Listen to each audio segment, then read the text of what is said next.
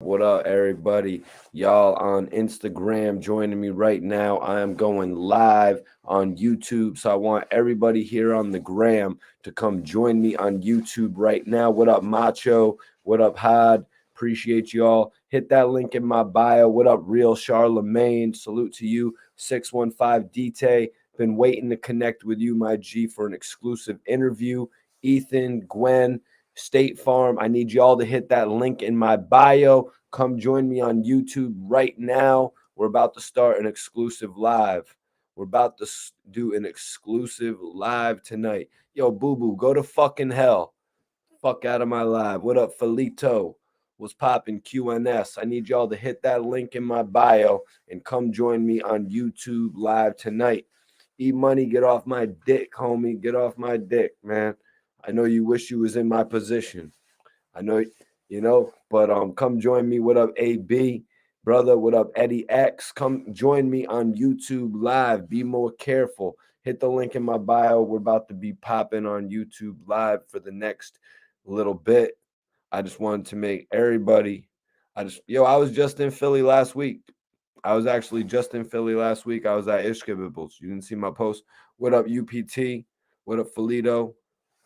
E Money, are you the E Money from hip hop since 1987? If you're not, then know your role and shut your mouth. What up, Q Life? We're about to get that interview pretty soon, my G. I'm about to start getting ready for that, man. But I want everybody, sorry for the impression of The Rock, you guys. Sorry for the impression of The Rock. I was just talking to the Instagram fans. Um, hit my hit the link in my bio and come join me on YouTube right now. And I did go live, man. You just don't keep up. You probably haven't seen my new interviews with Hollow the Don, Black the Nero, or any of those guys yet. K Bizzle, hit the link in my bio. Come join me on YouTube. Love y'all. All right, y'all. So now we're on YouTube right now. So let me get something scrolled up so we can get this party started. What's popping with y'all? First and foremost, I want to say rest in peace to Drakeo the Ruler. Major rest in peace to Drakeo the Ruler. He obviously had a lot of fans. He obviously had a lot of reach in the industry. What up, Tanya, Karen G? Appreciate you for tapping in. Schizo, appreciate you for tapping in as well. Just get something twisted up right now.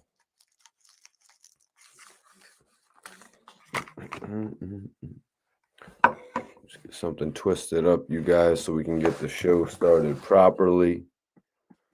Definitely appreciate everybody tapping in for tonight's show.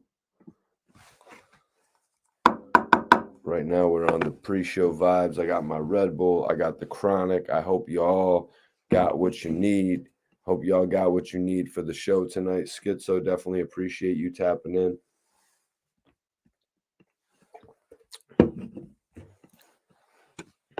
Let me get this thing twisted up, man. Let me get this thing twisted up while the people pour in here.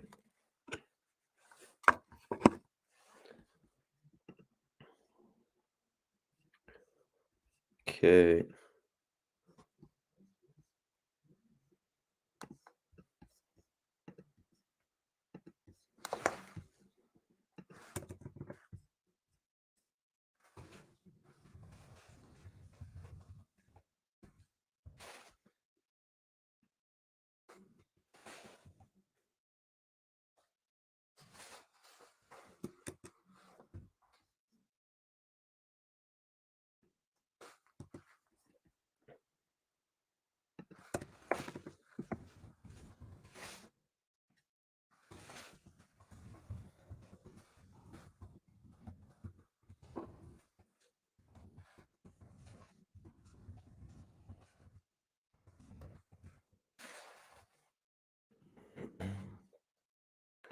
Excuse me, guys. Yo, yo, yo, from Savannah. What's poppin'? What's poppin'? Oh shit, Tanya. Yo, I appreciate that. That's major love right there. That's major love right there.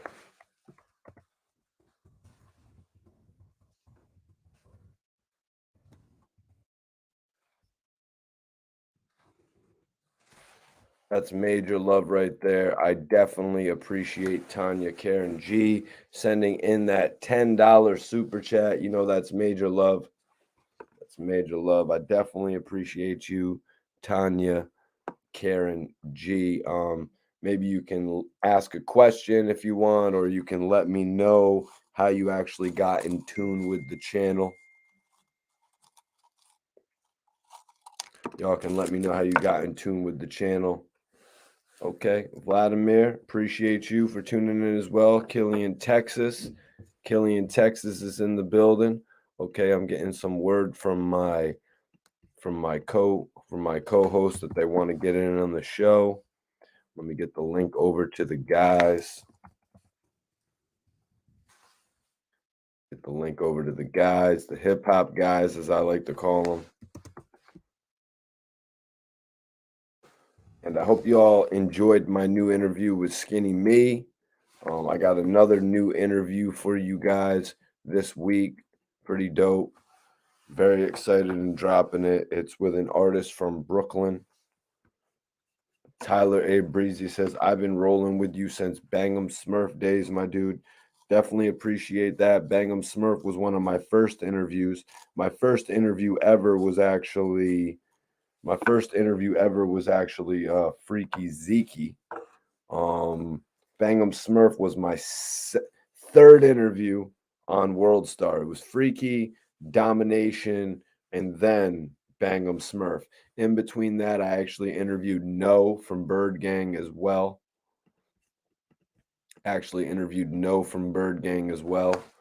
A couple other people. One of my first interviews was actually AZ, so that was a major accomplishment as well.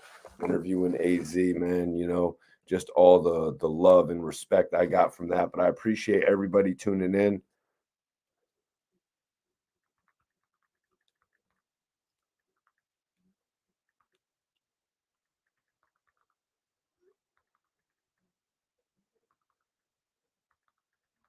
Appreciate everybody tuning in tonight. Share this video. Shadrick, what up, man? What's up, Mike? It's been a while, bro, since I've been on, bro. I'm back, bro. Haha. No, that's love, man. I appreciate you tapping in, man. I probably have a couple new interviews that you haven't seen. Maybe I don't know if you've seen my new work with Hollow the Don. We just did a pretty dope interview, as well as Black De Niro, two of my recent interviews that I'm proud of, as well as Kay Walker. You know, I'd be staying on the scene, man. I've been rolling with you since the Bang'em Smurf days, my G. Yeah, man, Bang'em Smurf is the homie. Tanya says, I've been watching your platform since August. Damn. New fan. You got to love the new support. You know, I've been going hard since August. I've really been going extra hard since 2020, which is when I really started showing my face on camera. Since, you know what I mean? Since then, I decided, you know, I really messed up because Gilly had given me an opportunity to be one of the co-hosts on $1 Million Worth of Game.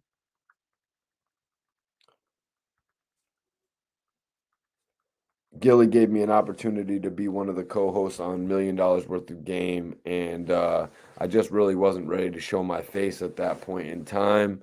But I'm back.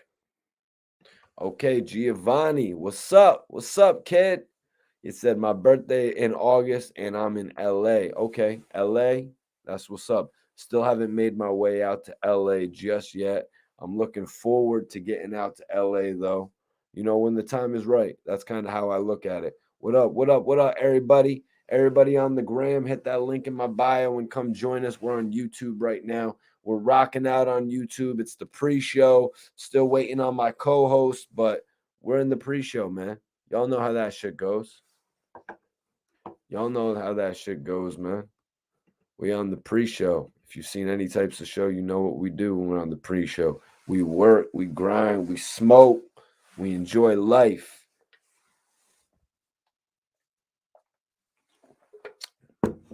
But you know what, man? It's like, it sucks. You know, hearing that news last night about Drakeo the Ruler getting stabbed in the neck at one of his shows. Today, watching his associate K7 on World Star, but also seeing a lot of other people, speaking out in regard to what happened to Draco the Ruler. Shit's just crazy, man. I really can't believe it with everything that's been happening in the last few weeks. Um, like academics actually did a video on it as well, and I just really can't believe it. Like the third, this is like the third rapper in just a few weeks that, you know what I mean, that has lost his life. It's really sad. It's really sad, man. You guys know, man, we all love hip hop. We're all fans of hip hop, for the majority of our life. Yeah, Giovanni, I don't know about banning YG from performing. I don't see this being a thing similar to what happened to Quando Rondo. I don't think YG is going to have to let up when it comes to his performances. What up, Gaddafi? What up, Ayo Flip? Yo, hit the link in my bio, you guys. Come join me on YouTube. I'm on YouTube right now. I'm about to get off here though. So hit the link in my bio and come join me, all right? R Spade, what up, brother? No caller ID. Hit the link in my bio. I'm about to get off of IG, so come join me on YouTube, y'all. Come join me on YouTube, everybody. Hit the link in my bio. Sorry, y'all. I just got to let them all know. You know what I'm saying? Because I was cross promoting the brand and shit. But yeah, nah. As far as YG's performances getting let up, no, that's not going to happen, man. That is definitely not going to happen. I don't see YG having any sort of a problem, when it comes to what happened, when it comes to this whole situation. I don't see YG having a problem to consistently perform. King Von was a bigger artist. King Von was actually a bigger artist than Quando Rondo. King Von was really blowing up at the time. So a lot of fans, a lot of people that were fans of King Von actually started to like really hate Quando Rondo after that whole incident happened back in November. But YG really just has so much of a fan base. He's actually been an artist that's been out for longer than the general public has known about Draco the Ruler. So I don't think that's actually going to impact YG in that consideration. Now I've been hearing a lot of blogs out there saying that YG could potentially get brought in by the feds. That's going to be determined how this whole case plays out, why the fight started. K7 to me didn't say anything about YG getting banned from performing. Now I only saw the quick 45-second clip on World Star, but K7 basically exposed the fact that YG was there with X amount of people. I can't tell how many people there were because they're saying it was 50, they're saying it was 40, they're saying it was 70, they're saying it was 100. You know what I'm saying? But K7 to me did not say anything about YG not being able to perform. Now, like I said, I only saw the 45-second long clip on World Star. There might have been a longer YouTube video or a longer Instagram live or something, but I didn't see that. My guy Rosewood's about to tap in with us in just a second.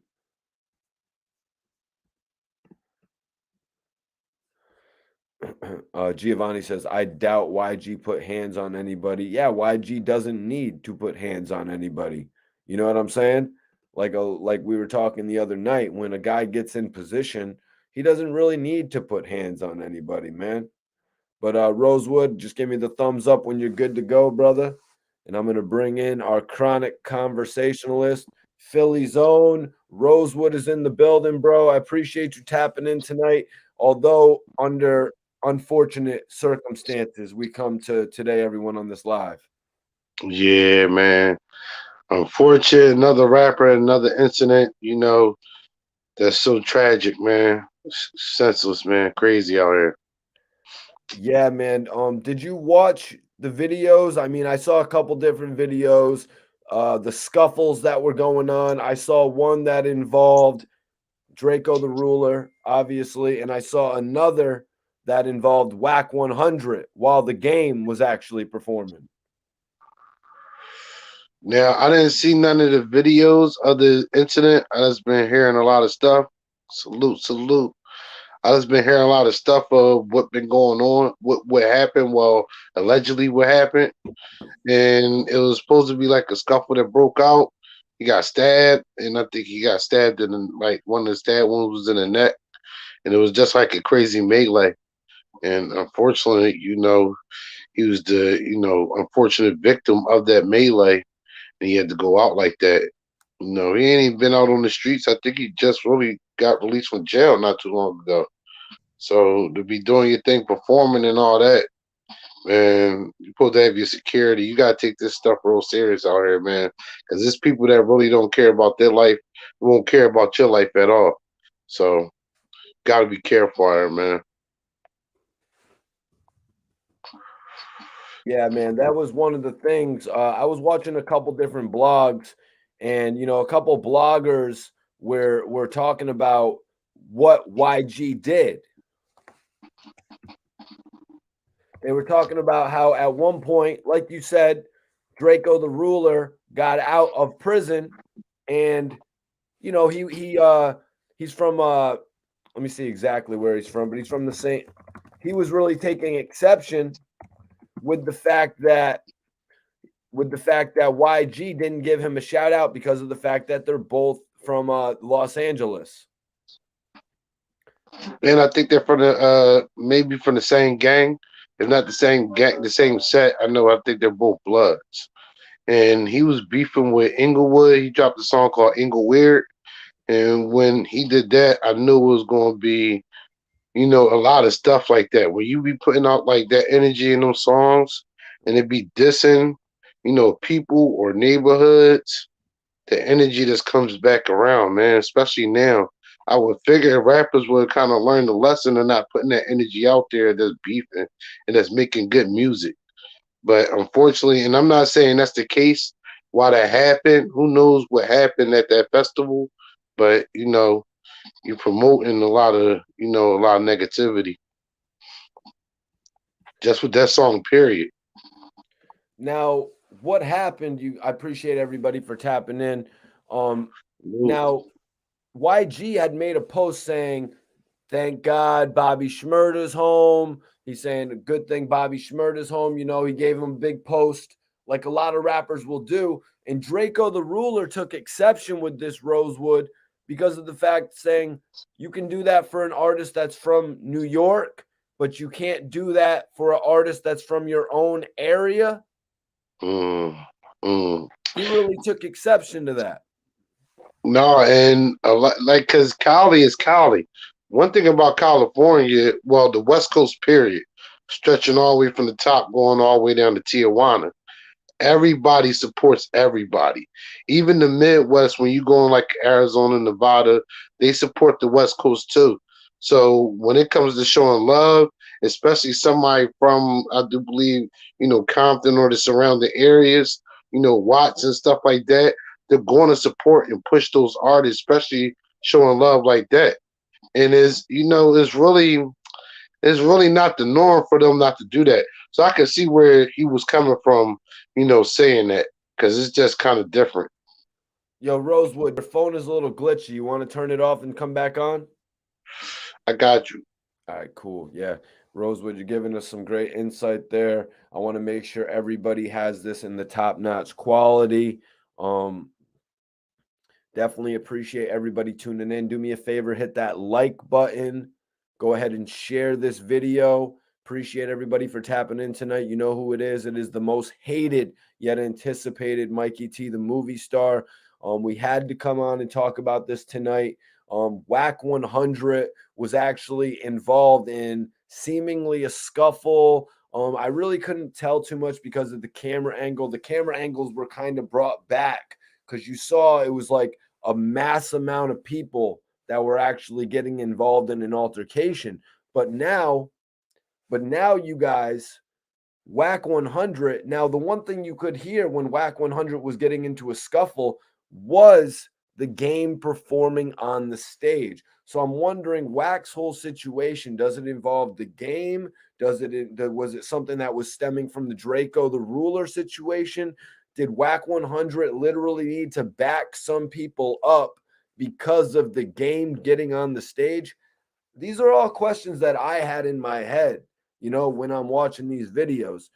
Perk Gambit, I appreciate you for tapping in. South, excuse me, St. Louis is in the building. He said death comes in threes. And this is what I was saying earlier with Dolph, Slim 400, and now Draco, SMH, RIP to them all. That's right. Rest in peace to them all. Young Dolph, Slim 400, and Draco the Ruler, man. Yeah. Today, coming online and reading that Draco the Ruler, or last night really, is when I read it. I saw a report after I got off live last night with Twiz Rosewood about Draco the Ruler, and I was just floored. I was like, you got to be shitting me. It wasn't the typical thing. It wasn't the shooting. You know what I mean? It wasn't it was a stabbing. You not something that we typically hear about too much. Well, typically too much now. Right. Back in the '90s, especially the '80s, '90s, going even early 2000s, it was a lot of stabbings going on, especially up in the clubs. The tunnel was definitely infamous for people getting stabbed. Artists even look at Paul Pierce, getting into with Benzino's crew, the Made Men. They stabbed him in the club. So that happened before. I can't really recall a time where an artist or a celebrity got stabbed and died. I would have to really do my homework. But you are right. It doesn't really happen like that. It's a rare incident where somebody gets stabbed during the melee and died. But Right. that's what happens, man. Yeah, it's one of the, it's just tragic because of Facts. how the reemergence of California has been something that we've all been watching since the passing of Tupac and death row really crumbling, when the game reemerged onto the scene, Mhm. Kendrick Lamar. The West Coast reemergence is something that we've all really been watching. The West Coast is a stop that all artists need to make on their path to becoming famous as well. Definitely, definitely. You have to. It always been like that. New York and L.A. They're the home of the labels. I say, like those are the two homes of the labels. New York and L.A. You gotta be in those two markets, those two massive media markets. If you want to push your agenda properly, it's always been like that. With music, entertainment, and then with music and Hollywood together in LA, there's so many opportunities in media. Same thing in New York. Yeah. Yeah, it's crazy. I was actually just watching this video where Wack 100 was actually speaking on this whole incident. He was Mhm. speaking on it. And I do believe he was talking to our guy, Death of the Clout Chaser. It's just crazy how much influence Wack 100 really has when it comes to all of these situations, man. Seeing how big of or how big of a move, how big of moves he's made in the West Coast when it comes to the game, when it comes to Blueface. You know what I mean? When it comes to some of the guys from the underground, like your Slim 400s, rest in peace.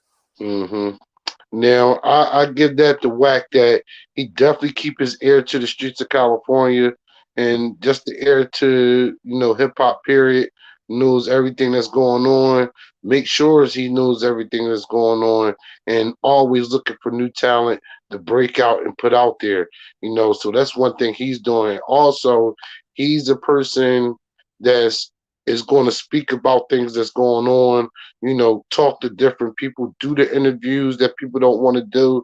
So he's really rebranding himself as somebody that's going to be out there and speak for the culture and definitely the culture for LA. So he's definitely doing that. Let's bring our guy in. Let's bring in Bond Simmons. He's about to be ready. Uh, the local legend. Bonds is our residential rapper Gee. from Southside Jamaica, Queens. We're gonna bring him in just a minute so we can speak on a little bit more of what Wack 100 was saying because he dipped into the old way, into the way of the old heads compared to the way of the new generation, man. And you Hmm. probably know where I'm going to go with that once we dip into it a little bit further because it's a pretty clear line of the way that the old school is compared to this new school. You know what I mean? This new school of Definitely. guys, they're so quick to go away from using your fists, Rosewood, and move into that ratchet. You know what I'm saying? And then it goes from just being a fist fight with a black eye, you're a bloody nose to somebody inevitably losing their life. Yeah, but now I must say, I'm gonna say this. You know, since Biggie and Tupac, even before them, you know, you definitely had people, but after that, you know, Biggie told you in 1994, like things done changed. So if things was changing in '94 and people ain't fighting in '94, what you think they doing in 2021? So Biggie been warned us with that song on "Ready to Die." You know, ain't nobody fighting no more. It's all about Mac tens and nines, and now it's about bigger stuff than that. So it's just a part of the culture, and it's also that what you said that all right. Because look at King Von, that was a rumble, that was a fight. And then, Homeboy Man came out and smoked him. So it's like, do you do a one on one and uh get smoked, or do you smoke the person first? It's a double edged sword, man. It's unfortunate that it's like that. It's sick for real, for real. Yeah, G Money Code says it right here. Young dudes definitely don't want to fight. Bonds, I appreciate you joining us. Mikey T, the movie star here, the most hated yet anticipated with my Mm. co-host. We got Rosewood from Philly, and we got Bond Simmons from Southside Jamaica, Queens. Rest in peace. We got 77 people watching us, so now we're getting the show started. I want to say rest in peace to Draco the Ruler. Obviously, one of the dopest emerging talents in the game. You know, Bonds, thanks for joining us, man. What is your thoughts on this? This is the third rapper in such a short span of time that we've lost. Another one of your peers, Bonds. Yeah, that's tough. I heard they rushed the stage or something like that. They rushed the stage. Is that's what happened, right? Well, there was that. It went from a brawl from on the stage to off the stage. Oh, Okay. he jumped off the stage. No, it seemed like they were brawling, and then it went to behind the stage. It Right. seemed like it went from Oh, brawling, and then it went behind the stage. man, that's crazy, bro. I heard Wack talking about it a little bit earlier. That's That's crazy. crazy, bro. I heard of the kid. I wasn't really in tune with him like that, but I definitely heard his name. Um, you know, and I heard Wack talking about it, and I seen some little stuff on the internet, man. So, yeah, though, man, like, people not it's music, but it's not really, it's not really just rap. Like, you know, I don't want to get too deep into it, but like people is not in the best state of mind right now in general. You know what I'm saying? So, you got to be aware of your surroundings. That's why it's dangerous to be a rapper, but they saying that, but the break it down is like people mind state. So you got to be secure with yourself. You got to be safe, but then you put yourself out there as being an artist. And then if you put Yep. yourself out there in that certain type of light and giving yourself to a certain type of people, you just strengthening your chances of something bad happening to you outside, man. Like it's real Yo, outside. Bonds, you gotta get Yes. your connection right and join us back up, bro. Why you can't hear me? Nah, you keep breaking in and out. I'm gonna dip out and come back. But he Sorry right about though. that. Sorry about He that, you guys, man. I just want to he make sure he, def- everybody has the best quality. he definitely right though. He definitely got a valid point when he said that, man. You know, it's that energy you put out for real, man.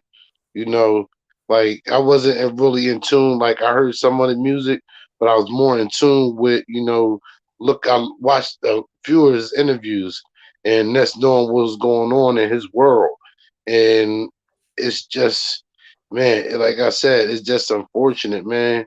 You're supposed to be able to get money, go get a bag. Everybody talk about chasing the bag, getting the bag, and then you're somewhere where you're getting the bag and you die there. That's a bad R right there, all the way around the board. Yo, For real, for real.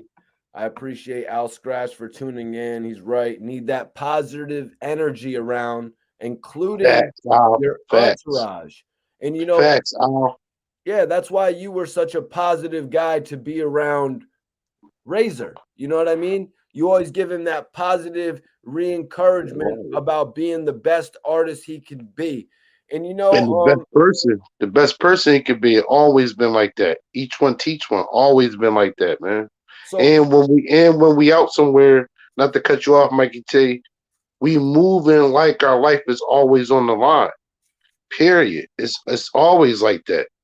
So it's like your guard should never be down, and then it's that certain things you gotta be the bigger person, and you gotta be mature and learn how to step off.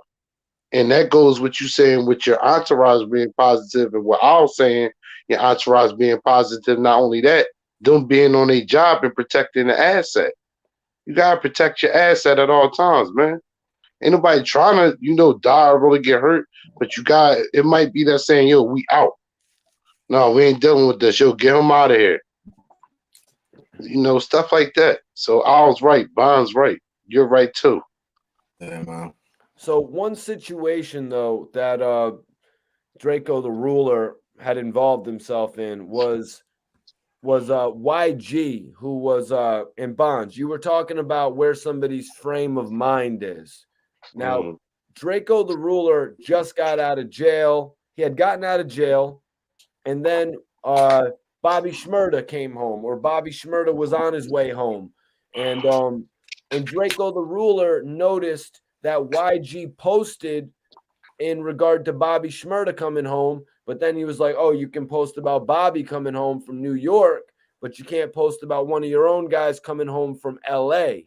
And I think that's one of the things that was still on Draco the Ruler's mind. Like he just couldn't let that go, Bonds. Like even though he was attaining all types of success, he's still thinking back to little things like that.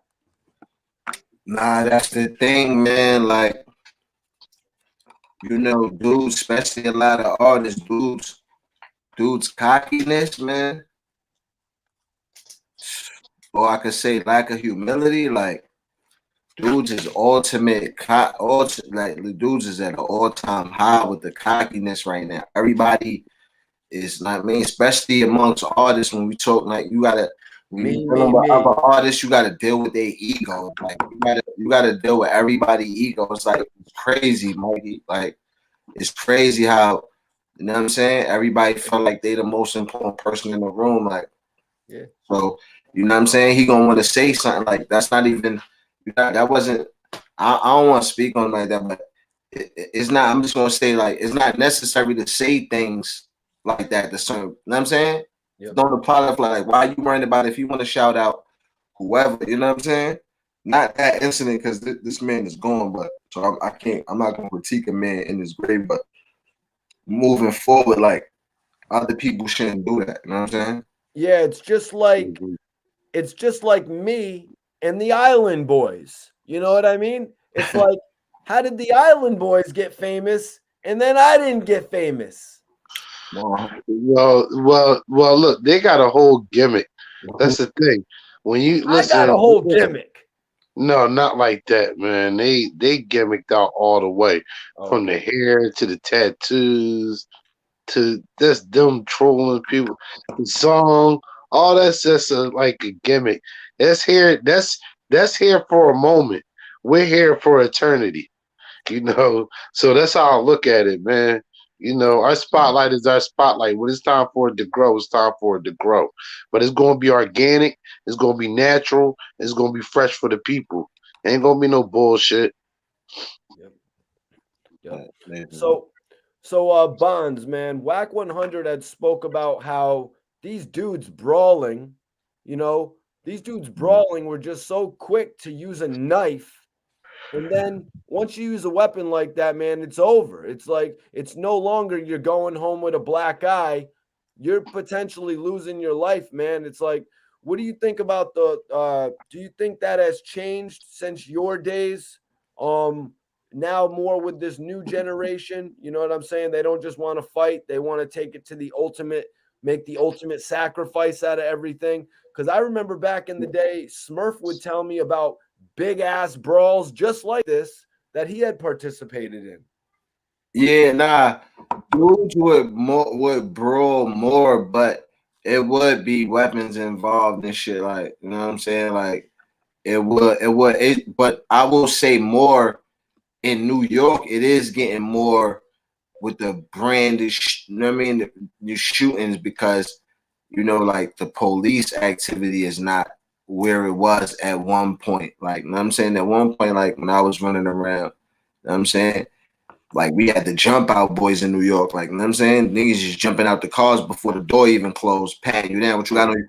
So you can't really run it right now. Ever since, like, you know what I mean, did the corona and all that, and now the police with the pros and all that. So they not really running down on stuff no more. So now dudes is in New York spinning the block doing drive-bys like out in the West and all that right now. So it's getting a little bit crazier with the weapons and with the shootings is more, but these dudes is crazy. That's the life. Like, that's the life that everybody talk about. That's what everybody okay. And then when they come around, it's like everybody's traumatized. We talking about violence though. Right. We talking about violence. Like, niggas don't know what violence sound like, what it look like. Like, this is what it looked like. It looked like somebody dead. It looked like a real knife in your neck. You ain't going home no more. You know what I'm saying? That's what violence really look like. So we got to think about that when we talk about spinning the block, and we talk about, you know what I'm saying? So it's all good we got to vibe sometimes. You know what I mean? Because we feel like that at sometimes. So I'm not saying do away with all the gangster rap. I'm not saying that. I'm just saying let's understand truth and reality. TNR. Oh, that's a commercial. Come on, man. Facts. No, that's the truth right there, Bonds. And it's crazy because I would say this, right? You would have brawls and stuff back then, Bonds and Mikey, but it would be like certain venues was just like, all right, it's off limits. And then if we gotta get to that level or whatever, we gonna box it out. We're gonna box it out. Everybody going people might get black eyes, whatever like that. But everybody going home safe. Once a year, something twice a year, not like once a month, like right now. Well, I mean, even if you look back to like older movies, like The Outsiders, that showed that lifestyle of like the greasers versus the preps. Even in that brawl, they used weapons, and somebody ended up getting stabbed and losing their life in that movie. If you guys ever saw it. Yeah, you can say Cooley High. You can take it back to Cooley High. Coach Cheeks. Fighting Stone and Robert, they stab it. So I tell personal stories. I haven't been there, like, you know what I'm saying? Yeah, definitely with the clubs and the bars and the spots where people performing. You wouldn't like you just and it only always got to be the hood joints. It'd be a lot of people lacking in like the upscale places that people were performing at, and people get stabbed in there. I remember Nicki Minaj manager. They up Mount Airy, by Cassidy neighborhood. About got stabbed. He got trying to duke it out with some dudes. Exactly, or a female. So they stabbed him. He died in there. Like so it's like it goes down. It go down. I had a friend cut a friend in a fight. He didn't kill him. He sliced him. He sliced him open. 4 big gashes on his back.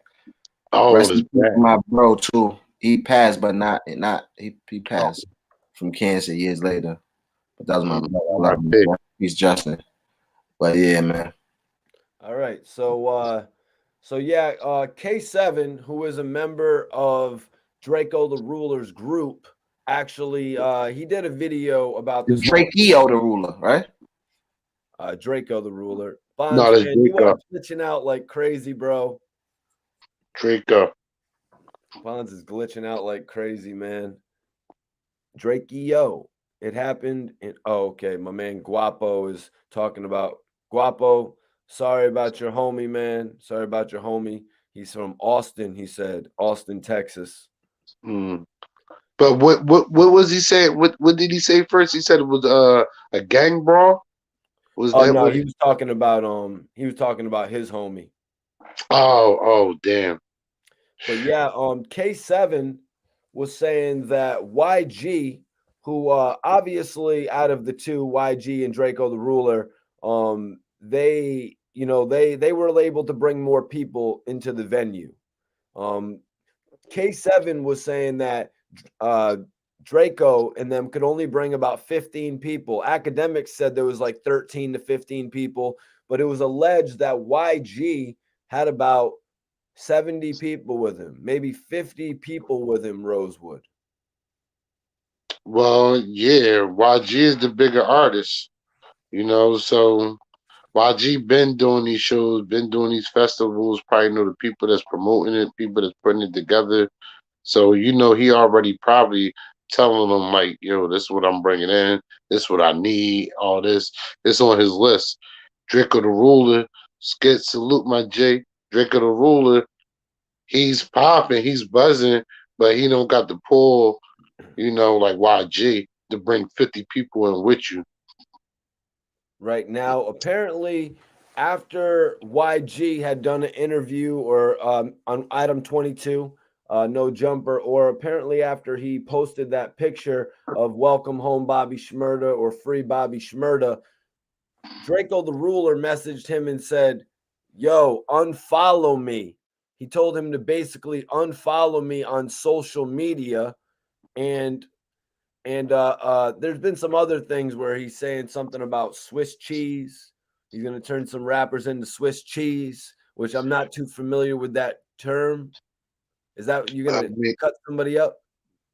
Nah, shoot. Put holes like Swiss cheese. Holes like Swiss But cheese. Okay. Now, that goes to what Bonds was saying though. You know that you doing too much now. right. Like I understood, like him speaking on it because I can, like I look at both sides. Understood why he might have spoke on it, but to keep going on with that is too much. Too much. It's kind of like more relatable, more than myself and the Island Boys. It's more like the whole Meek Mill and Drake thing. Drake didn't post Meek Mill on his Instagram. Meek Kind Mill felt a way about it. you can, you're looking at it that aspect. I can see where you're coming from. But these guys are from the same city. These guys are from the Yeah, same state. So that's why he was sort of feeling a way about it. Not to keep going back to that, but I mean, this is kind of like it just shows you how petty the issues, how petty the issues were between YG and Draco the Ruler. Like, it's absolutely absurd that these guys are going to have issues like that over somebody saying free this guy or say welcome home. I guess yeah, apparently YG had said in regard to Draco, he said, listen, man, if I don't shout you out, it doesn't mean I have a problem with you. It doesn't mean I don't. that, It doesn't mean I have a problem with you just because I don't say I like you. You know what I mean? It's just that it's what it is. What it is. I don't have a problem with you just because that's like what I'm saying. Like somebody from Philly not saying shouting out to Rosewood. It's like Rosewood. I barely even know you. I don't really know you, bro. You know what I'm saying? It's like yeah. And like that's the thing. Like I might have like we might know each other, but we right. might not really know each other. We might not never kicked it before, none of that. It would kind of look weird for real, for real. Now I don't know the depth of their relationship or how they know each other, or if they did do that or whatever. But to take it that far, it definitely shouldn't went that far. If it was over that, where that's what it stemmed from, and it led up to that it should have never got that far. Somebody should have been intervened and stopped all that nonsense right there. Hook them up with a song or something like that. But YG was just like, yo, it is what it is, man. If I don't want to work with you, I don't have to work with you. Not saying I don't like you. Facts. And not saying I won't want to work with you in the future. It's just like I'm not, I'm cool now. And you gotta respect his feelings. And I don't understand. That's weird. I hope it wasn't a clout thing, putting it out there for clout, doing this so to promote your album or your projects that you got coming out. Cause that'd be a bad art right there too. Nah, bro, I don't think it was that, Rosewood. I think he was just genuinely feeling like, damn, man, we're from the same area. I'm grinding and you can't even shout me out. I think that's just sort of how he was feeling. And I don't think there's anything. Bonds is looking good. I don't think there's anything too much wrong with feeling like that. It is different than Drake and Meek because Drake and Meek are not from the same city. It's not like, you know what I mean? It's like Ab and Meek Mill. How far did they really live apart from each other, Rosewood? It's not that far. It's not that far. If Was Meek it an and North hour? Philly, I don't know. I don't know. If Meek and North Philly, that's like 15 minutes. So it's like if that 10 minutes. So that's what I'm saying. I would see if they are from like the same area, the same set. I don't know how those politics be working, man. But even with all that aside, that shit never got to this level. If it started with that, like something that petty, man, it's sick, man. It's real sick. Bonds, how you feeling, man? I'm feeling good, bro. How I'm sounding? 1 2 1 2. How I'm sounding? You good? Good.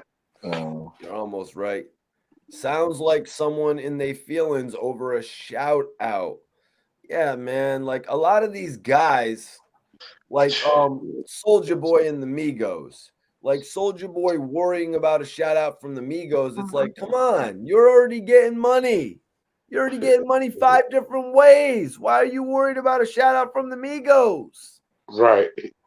That's just weird, and that's why I said the clout thing, because it must be to promote projects or something that you got going on. It gotta be Soldier Boy. Nah, that's how I know. I'm telling you, that's I learned that like it's really. That's why you know what I'm saying. That's why it's fake like that. You know what I'm saying. Twiz. Twiz is in the building. The hood blogger. Salute The to whole the pros, yeah. Mikey. Honorable What's up, bro? Bon Simmons, what's good? What's good, y'all? my bro. You know the vibe. The hip hop guys. Call us the hip hop guys from now on, y'all. We are back. We in here. Sorry for being late, fellas. What's good? Schizo, my guy. What's up, Schizo? Much love and respect, bro. You know how we carry it. Yeah, Schizo family. Twiz, yes, I want to give you the floor, man. Okay. Man, everybody's speaking about Drakeo the Ruler right now, man. His homie K7 is going in on YG. Drake, Wack 100. Literally, there's a lot of people speaking out right now.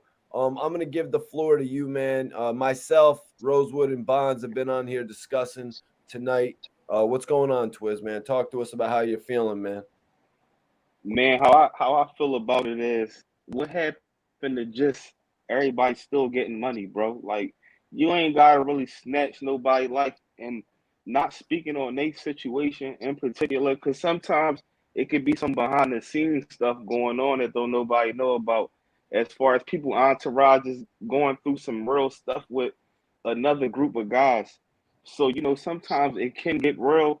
But if it's like over some rap stuff or something like that, or a couple words, nobody life gotta get took, bro. You know what I'm saying? We come from the era where a person would take what a rapper got, then beat him up, make him look crazy. You know what I mean? Yeah, that's You sort of know, what like Wack was saying, Twiz. That's sort of what Wack was talking with Death of the Clout Chaser about. facts. That's how that's how it was. Like, you know, from our era and all of that. It's like a rapper, if anything, they'd be lunch meat. You know what I mean? You really didn't hear about like rappers and stuff, you know, really getting besides like the Pac and Big thing. And then even if you look at like the Big L situation, that was street involved stuff. Like it wasn't nothing over no music or nothing like that, or because a person was in their feelings. You know what I mean? But it's like a lot of that going on now, man. And people can't just fight, bro. I like how he went out. I feel like however the fight was happening, whoever he was fighting against, they must have didn't feel like they was getting the best of him. Obviously, if you got to pull a joint out like that in the middle of the fight, like, come on, bro, we ain't locked up. Like, what are you doing, man? Like, All y'all right, fighting.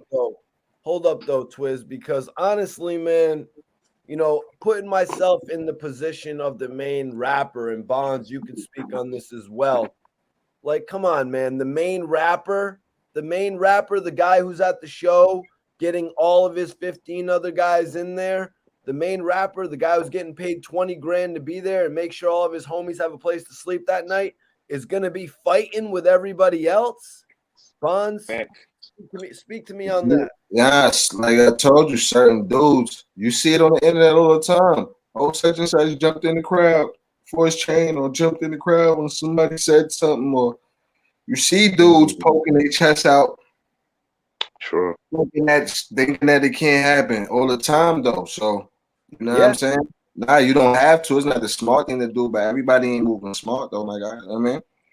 Yep. Now, outnumbered. Reed 123 says outnumbered. That was the big factor here, wasn't it, Rosewood? It was probably 3-1 from the numbers that we're hearing. 15 against 50. Did Draco and them knew it was over, or they were like, we're gonna go out swinging like the 300 dudes? But no, the thing is, right? It's now if I'm hearing it correctly, he was the one with the least amount of people. So Draco, yeah.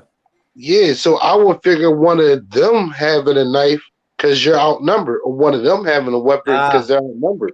Nah, Rosewood, you know how that goes. Going into the other squad, all right, if and it goes back to like Twiz saying, all right, the other squad see y'all and they deep or whatever. There's no point in us poking you up because we're outnumbering you. We can just punch you and you kick on you. You know, take your jewelry and stuff, make you look goofy. That's all. But I'm not gonna be 50 deep and stab you. Exactly.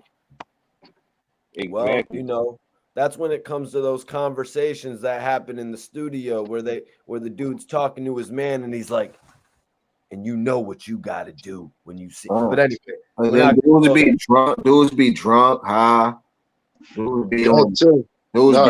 These other dudes, they be on other stuff now, so they be super high. Yeah, that's true. Be juiced up. They be jumping out the window like it could be an argument. Somebody, right. You could be on Molly, liquor, and weed. Yeah. You sticking a knife in somebody's neck. You got a knife on you and you say something crazy and you on Molly, it's up. All right, guys, come on. Let's get a little composure. Facts. Let's say no to drugs for sure. He was at a festival. He was at a festival. I don't condone it, bro. They had a festival. I'm just saying, in the way that we're sending the conversation from one person to the next. Oh yeah. Yeah, you know, everybody coming out everywhere. You know, we need. No. I thought we were talking about that M word. No, I'm talking about just, you know what I mean, making the video bearable for people to watch. No, I got you. Guapo says similar to King Von. We were tapping on this about before you got in here, Twiz.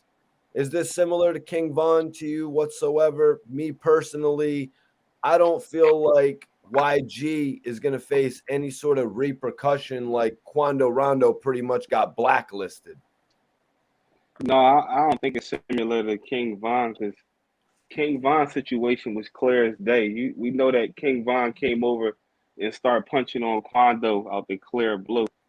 This right here, it's like people really don't know exactly what happened. That little clip that they got floating around, you can't really tell. Like you would have to see it from the beginning to the end. You know what I mean? All you see is like people throwing their hands up and like crowds moving and stuff like that. So it's like you really don't know the detail. Everything is pretty much is all assumptions right now. You know what I mean? No. Yeah, man. Yep, I hear you on that, man. Let me see right here. Let me see. Perk Gambit says, just like Vaughn, he shouldn't have been fighting. That's what your homies are there for. Bonds, you want to take this one, man? What's your take on that? Did he have to fight because they were so outnumbered?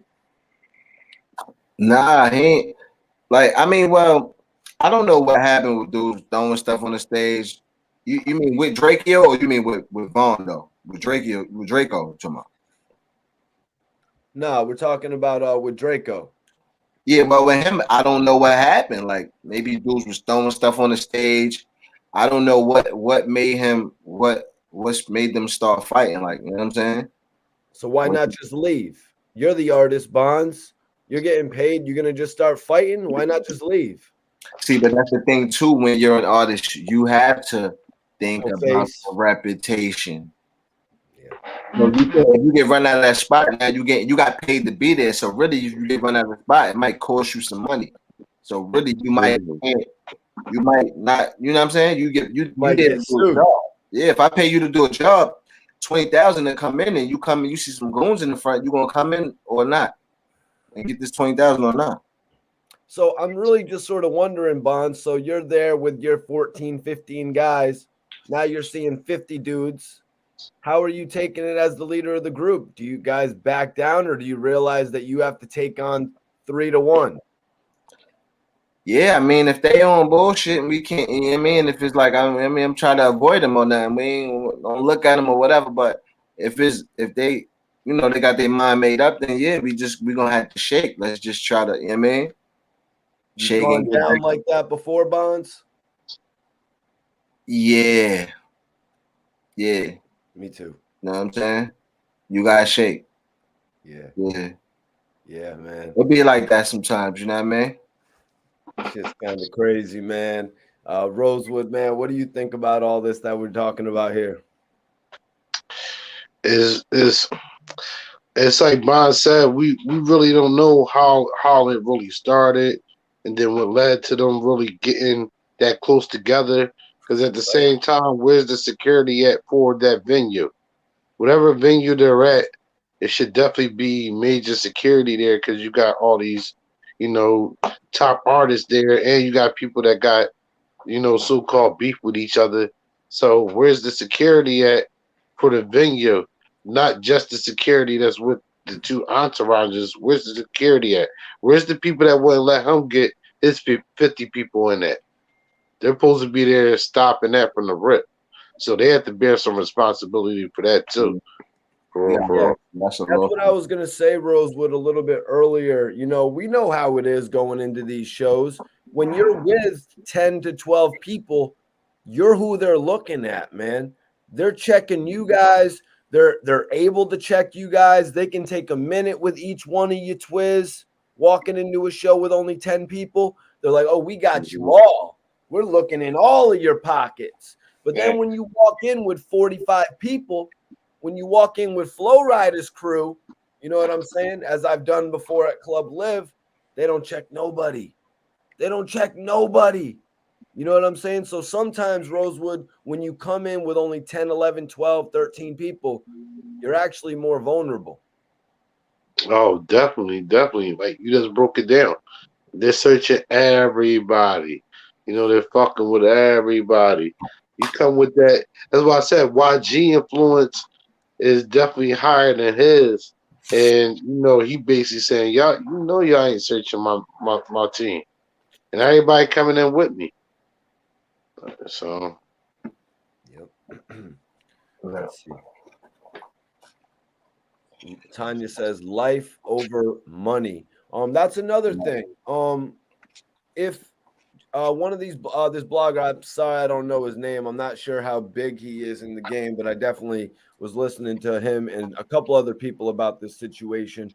Um, with YG and Draco bonds. If Mhm. Draco knew, if Draco knew that YG was going to be there and that they have an issue, why not avoid the show and go somewhere else and get some money? I mean, well, obviously, you know, he wasn't in the avoiding nothing because he the one that said something to YG first. So that shows he's not the avoiding type. You know what I'm saying? Hmm. You know, he probably, you know, I'm positive he didn't think it would play out like this. You know what I'm saying? So, you know. Yeah, you're right, man. Because like just like what happened before with Stitches, you know, running up on the Stitches wasn't the avoiding type, you know. Twiz, what do you think in regard to that though, man? If Draco knew there was going to be a problem there, was he, you know, couldn't he have just done another booking that night, like, or was just, you know, the opportunity to make those thousands of dollars just too significant? Well, I definitely think it was the opportunity of making that bread, and I also feel like him being from the streets. When you from the streets, bro, it's like it's you like everybody from the streets, bro. You put yourself in situations where it's like, no, I'm gonna go do this, even if you in the hood and you know you going to a certain store around the way, and you know what I'm saying somebody could have just got rocked out that joint the day before, but it might not stop you from still moving how you feel as though you have to move. And it's the era where the rappers nowadays they different than rappers back in the day, bro. Like the back in the day rappers, most of them wasn't about that life, bro. They rapped about the street life. They made it sound good, but nowadays, guys is really from the trenches. They really been in real wars and things of that nature. So they like, this ain't nothing, bro. We got money. So they be feeling more comfortable. And his personality just seemed like, he ain't care. He wasn't going to avoid the man. Mm. Yeah, well, Twiz, in thinking like that, bro, honestly, all the rappers, all the old rappers from back in the day, they Hmm. would have showed up to the event. You know what I mean? They would have showed up, or maybe I'm No, wrong. no, you Maybe I'm right, wrong. Mikey. You right. They Maybe would their have. managers would have been like, "No, you don't need to show up to that event." Maybe I'm No, wrong. you right. They would have showed up, but the difference is those rappers back in the day. If you got beef with another rapper, the last thing that they was doing is taking each other's lives. If LL Cool J and Cannabis bumping to Right. each other, you know what I mean? It's a lot different than nowadays. Like, Crazy, crazy. yeah. Now, Rosewood, Hmm. I'm bringing this over to you, bro, because we're talking about Draco just showing up to that event, right? And I had the guys touch on a couple aspects, and I want you to touch on this aspect. Did he like, why did he show up to the event? Should he have done something else? Did he show up because there was a potential of a bunch of headlines being made? He knew that there was a potential or that he could run into YG and they could get clarity on their situation. Then there's going to be a picture taken of them, and then it's going to be on the neck on Double XL magazine or something like that. What do you think, Rosewood? Well, the first thing I would say is it goes back to what Bonds touch on what Bonds was saying. Once you I don't once once you're booked for a venue, that usually happens in advance. So you're already locked in that contract. So you're going there. Oh, all right, he's on there, whatever. I might bump into him, I might not. When I bump into him or whatever like that, if it's negative energy, it should always be so much security there. But now that these festivals, it's not like it's lack of security. So you really got to be in your A game, and at the same time, he might have thought that if it was a problem, it wasn't that serious that they could talk it out. Because they both from Cali. They're both doing their thing. YG's been in the game. He's the up and coming artist. So I do believe they probably could have had a conversation to nullify this. but it just went all the way left. Yep. For whatever reason, it went all the way left. Yeah, and my thoughts on it, just to give my take, if y'all want to get the take from Mikey T, the movie star, on why Drakeo the Ruler actually went there, I think he got a booking. You know, he got paid $5, $10, $13,000, whatever it was. He got a booking on this show. And yo, man, if you're gonna get a booking for that much money, Bonds knows it as an artist. I mean, we all know it. Rosewood from working with artists. Twiz knows it being a blogger like me. If you get a booking for that type of bread, you're gonna show up there, man. You know what I mean? Win, lose, or draw, you're going to show up there to get that money, man, because in this game, we get money, we get opportunities to get bread that we never thought would have come. You know what I'm saying? This dude is showing up and in one night, he's making what some people make in a whole year. Some people that only make $23,000 a year. You know what I'm saying, guys? And all he has to do is show up there and leave alive. You know what I mean? Like all that. Okay. And now we're going to go into the next topic, you guys, because everyone's been talking about it. Apparently, Jim Jones said that being an artist, Bonds, what happened to your screen? 1 second ago, you had it crystal clear, my brother. But we're going to talk about Jim Jones saying that being a hip hop artist is the most dangerous job in America, in the world. I mean, hip hop is more than just America. It's the most dangerous job, is it? Let's go around the board and talk about this. I was going to go to Bonds first. Bonds, do you want to take this one first, being the artist of the group? Hip-hop artist, the most dangerous job in the world. Jim Jones took a little bit of a backlash from the military. All due respect to the military. Yeah, we could argue with the military about that.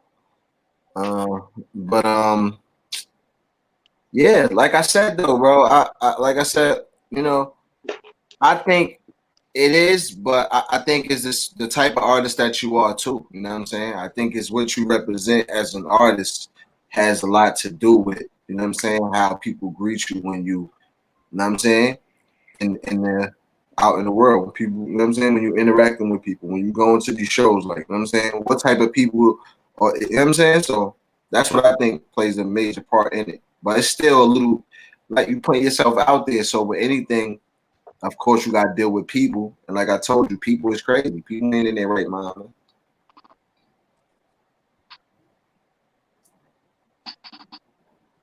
Hip hop being the most dangerous job.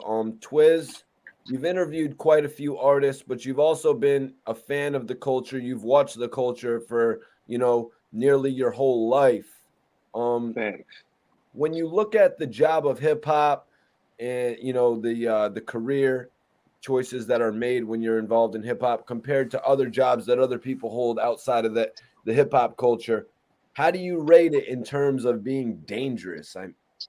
It's definitely in the top three of danger. I don't think it's the most dangerous. If we talking legitimate, I don't think it's the most dangerous job in the world. You know what I mean? If we going to use the term job, I feel like the energy that you put out there, the energy you going to get, you're not going to hear about Drake in that situation. You know what I mean? You're not going to hear about Kanye West in that situation. It's just certain people of the energy. Whoa. Didn't somebody I'm not sure if it was Drake, but somebody definitely broke into Eminem's house. Well, that's People break breaking into in. the people That's that's involved with it, Twiz, the danger. People were stalking that girl. I think Ariana Grande, French Montana brought her crib or something like that. People were yeah. going to her crib, stalking her, like this is what Yeah. Jones is talking about as well, being that, Well, when it come to breaking in houses, that's everyday stuff, man. You know what I mean? I mean, as far as like you doing a show and then you stepping off of that stage and your life is at risk. Like people really want to see you buried. You know what I mean? Only certain rappers put themselves in them situations, and that's only because it becomes collab. It's leveled out with the streets, man. When you level it out with the streets, you gonna get that energy. It's like coming in jail and you talking like you the toughest guy. then the tough guy gonna come see you. You know what I mean? So it depends on what energy you put out there as an artist. Right. Nah, real shit, man. Craig was getting along real well in the hood at the beginning of Friday before he lost his job, and Smokey actually introduced him to smoking weed. So, Rosewood, let me bring it over to you, man. You've managed artists, you've rapped in the past as well. You haven't really told the audience wants to hear a little bit more about that. I've seen him in the chat saying, Rosewood, tell Mikey T about the old rap shit you used Philly. You know what I'm saying? Classic shit. But yeah, talk to me a little bit about it, Rosewood, man, because there are other dangerous jobs out there. Shark trainer, right? Shark trainer. Listen, it's all listen. It's a whole lot of dangerous jobs that you could never really even think of. Like definitely. I say it is the artist. It depends on what that artist is, and then to go on like the Eminem, Ariana Grande thing. That happens to all artists, all celebrities, but they have major security.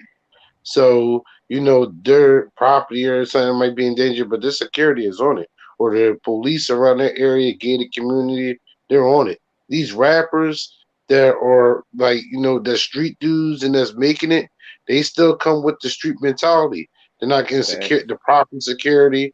They're not, bringing the proper management in so they can stick out the venue and then they can see, oh, YG's on here. He's probably going to bring a lot of people. All right, we got to move like this. We got to have this set up like this. You're supposed to have a strategy and a plan when you're going in these venues, so you can make it in and make it out safe and unharmed. The whole thing is making it home safe for everybody else with you because they got families too. So it really is the artist because you won't see a person like J. Cole having this situation. You won't see somebody like Corday who's about to go on tour having this situation. Is now it's crazy because at the J. Cole concert here in Philly or whatever this year, somebody got stabbed outside in the parking lot. It was a fight. They didn't die, but somebody did get stabbed. So, it wasn't towards J. Cole though. They're fighting in the parking lot. But it's like the vibe you give off when you give off. So if it can happen like that, if you giving off that vibe of you stepping on everybody, we spinning the block, anybody can get it. I'm the toughest, I'm the biggest, I'm the baddest. It's the same thing Twitter said. Then the baddest people gonna want to come see you. They're gonna be one that just get their stripes and test you to see if you're really about that. Thanks. Damn, that's sort of like how we were talking about Pooh Shiesty last night, huh, Twiz? Yeah. Y'all didn't see it. Go check out last night's podcast. We was going in on Pooh Shiesty and his message. Definitely. Great points, Rosewood, man. You really took that topic and just ran with it right there, bro. Really big up to you. We got another question right here before we get back into our main topic. That's right. We take questions from the people in the chat. We are, you know what I mean? We are interactive with the viewers. James Brown says, and I'm going to bring this to Bonds first. James Brown asks, do y'all think that the drill rap got a strong hold on the industry? Bonds.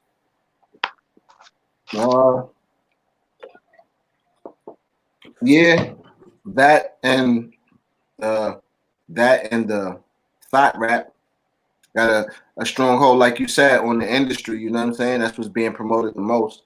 You know what I'm saying? We can have another conversation about why, like who, but yeah, I'll just say yeah. You know what I'm saying?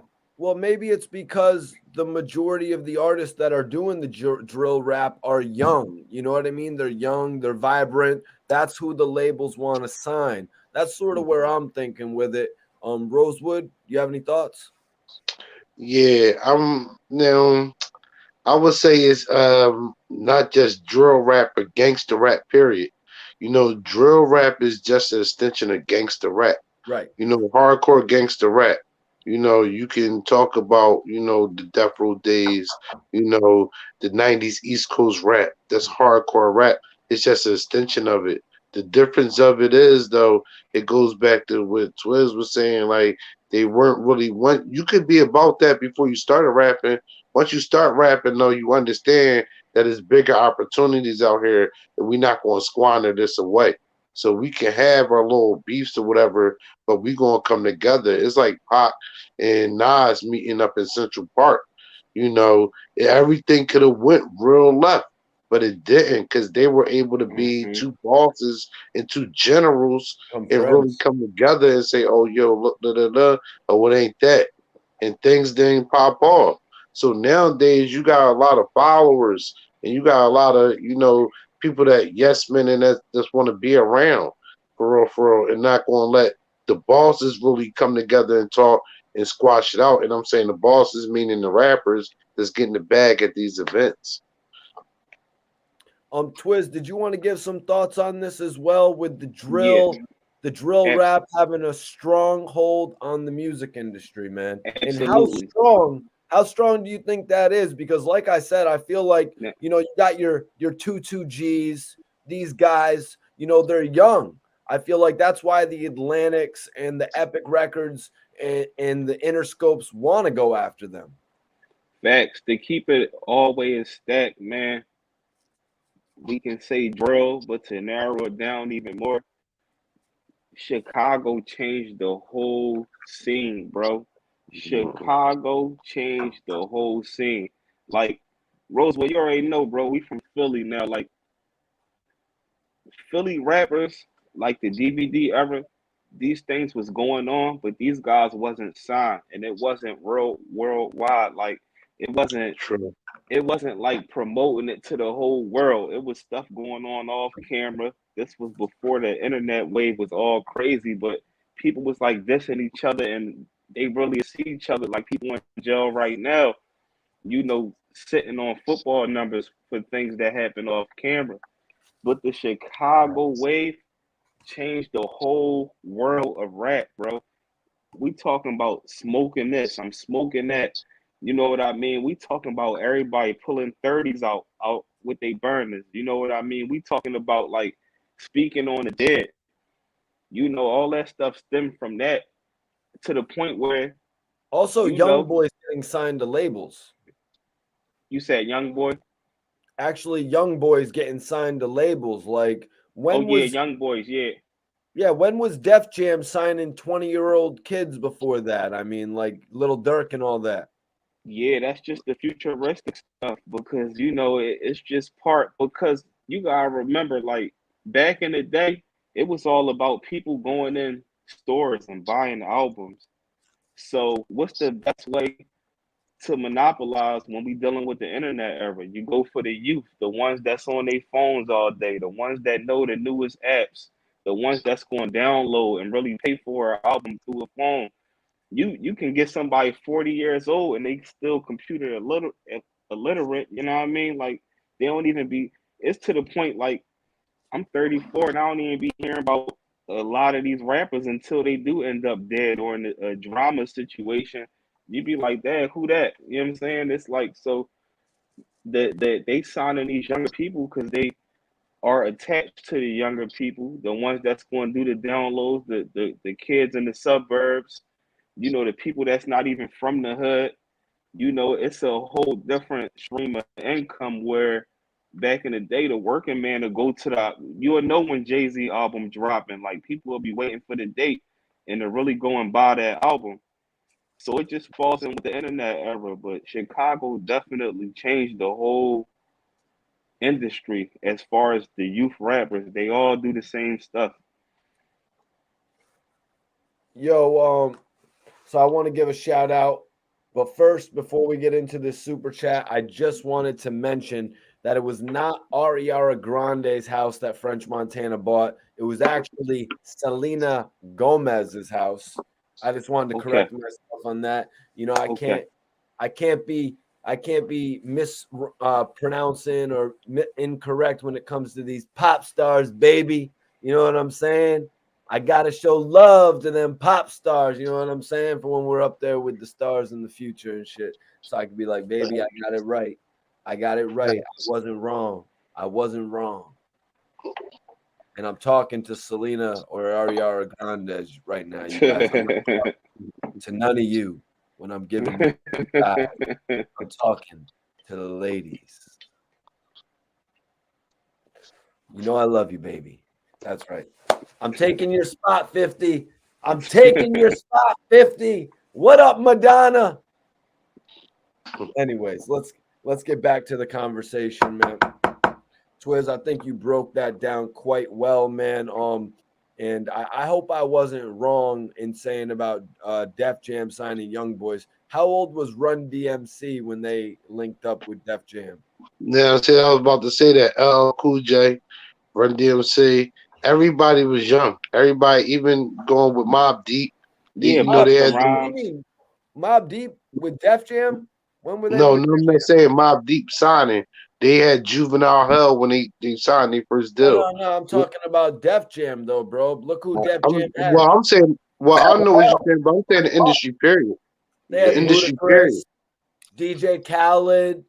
You know what I mean? Fab. But how old was Ludacris when they signed him? He You wasn't. know, He wasn't 20 years old. but he wasn't 30 years old either. I know, but I'm just saying, Lil Durk was considerably younger. You know what I mean? Like when they went and messed with Chief Keef, like they were betting on some young kids who hadn't even been on this earth that long to know about actually experiences when it come to writing music. Is all I'm saying. They took a Yeah. big gamble on those kids.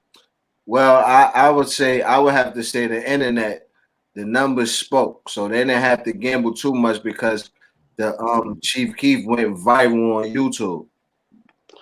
So they was watching the numbers, like, you know what I'm saying? Yeah, but those were just videos of somebody actually in their house. You know, Yeah, somebody sort of like my background. You know, as if But we were like 7 people dancing in here. that's what made it more organic, though. Yeah. and It it popped. wasn't staged. But, Yeah, no, I hear you guys, man. mhm. Yeah, it looked authentic. That's why Chief Keef got his little bid. Crystal Hope, R.I.P. Draco. They set that man up. I don't know so much about it being a setup. I mean, unless these guys were like, all right, this is the date of the show, this, that, and the third. More so than being like, yo, Draco's over there. He's only got 15 people with him. We're we're up. You know what I mean? Is that sort of how it would go at a show like that, Rosewood? If you found out your enemy was there with less people than you, would you be like, yo, so and so's right over there. He has 8 people with him. We have 25 people here. We're up. Is that how it It don't, goes? Or ma- am I wrong? it don't matter how many people it is. It don't matter if I'm with 3 people and you with 50 people. If we got the problem and we gonna talk about it or we gonna figure this out, we gonna meet up. And then if it's static from the rip, I'm telling you, the security is already there. Breaking shit up. Oh yeah. So from the rip, like it's just like it's not. Oh yeah, we got 50 and they got 15. No, it's gonna be like, oh, all right, that's them people that we don't like over there. And then when my people, oh, that's the people we don't like. And then words are going to be exchanged back and forth. And you know how it is out in Cali with the colors things. Like they start talking crazy to each Yeah. other. Hand signs and all that. It get real deep. It get real disrespectful.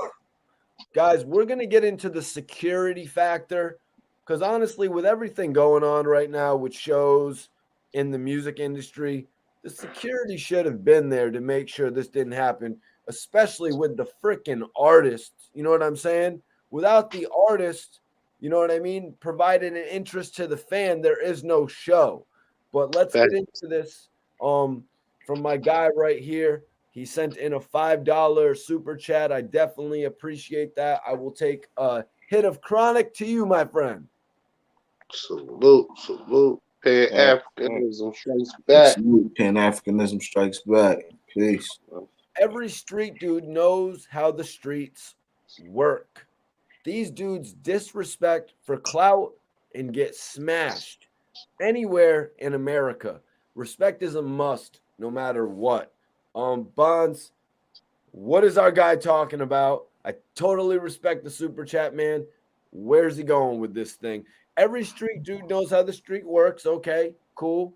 I mean, unless he's like 15 and he didn't really, we won't go into that. So these dudes disrespect for clout and get smashed.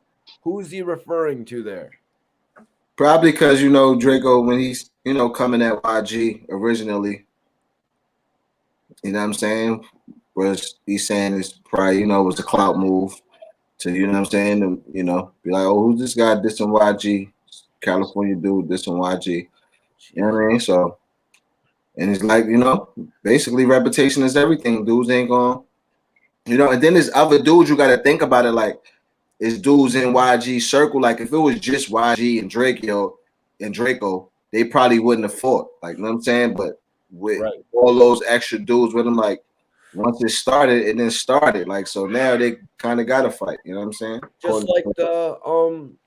Just like the reports of Jim Jones and Freddie Gibbs bonds. Like, it wasn't Jones. It was one of Jones's friends, allegedly, who struck. Sometimes it just be like that. You know what I mean? Me and Twiz will be together all day. You know what I'm saying? We'll be together all day, grinding, working. Then he reads something online. What's this dude saying about what we're doing? And then we go out to go get something to, you know what I mean? We go out to get something and we run into dude, even if it's at Best Buy. And Twiz is like, yo, nah, it's on, man. Throws him into the next aisle. You know what I'm saying?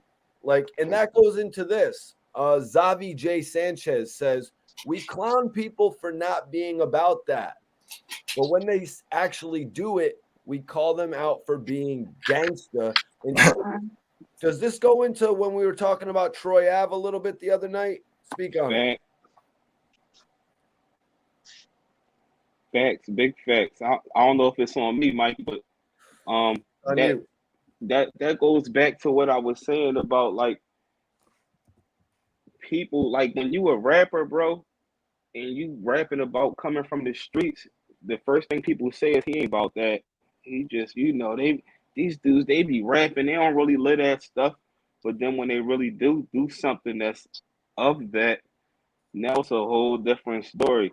Just like when we lose rappers and they don't do nothing but talk about the streets. They talk about doing what happened to them. You know what I mean? It's like then everybody want to shed a tear, bro. It's like that goes back to the energy you putting out there is the energy you gonna get, man. Especially if you coming from the streets. You know what time it is. Like, you could be in the streets and be in everything, but if you broke, you got a better chance of surviving and having a lot of money and being involved in the streets and active with everything. Because people gonna want your head even more. They gonna be like, bro, he winning and he cocky. Like, bro, he got to go. People will hate you just cause. Yeah, that happens to a lot of people. If they're cocky in this game, people will be like, you got to go. They'll be like, damn, you got to go. You're cocky. We really don't want that energy around here.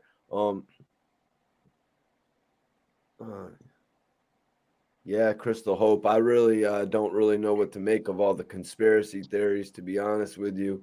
But I do agree. But I do agree that sorry, Mac Mean. I appreciate you for offering to help, man. Hit me on the DM on IG, man. Hit me on the DM on IG. But yeah, it's just the fact that he had 15 people, I think, you guys. I don't want to pull up any of these crazy conspiracy comments, to be honest with you. I mean, that's what the detectives for. Yeah, let the detectives handle all that shit.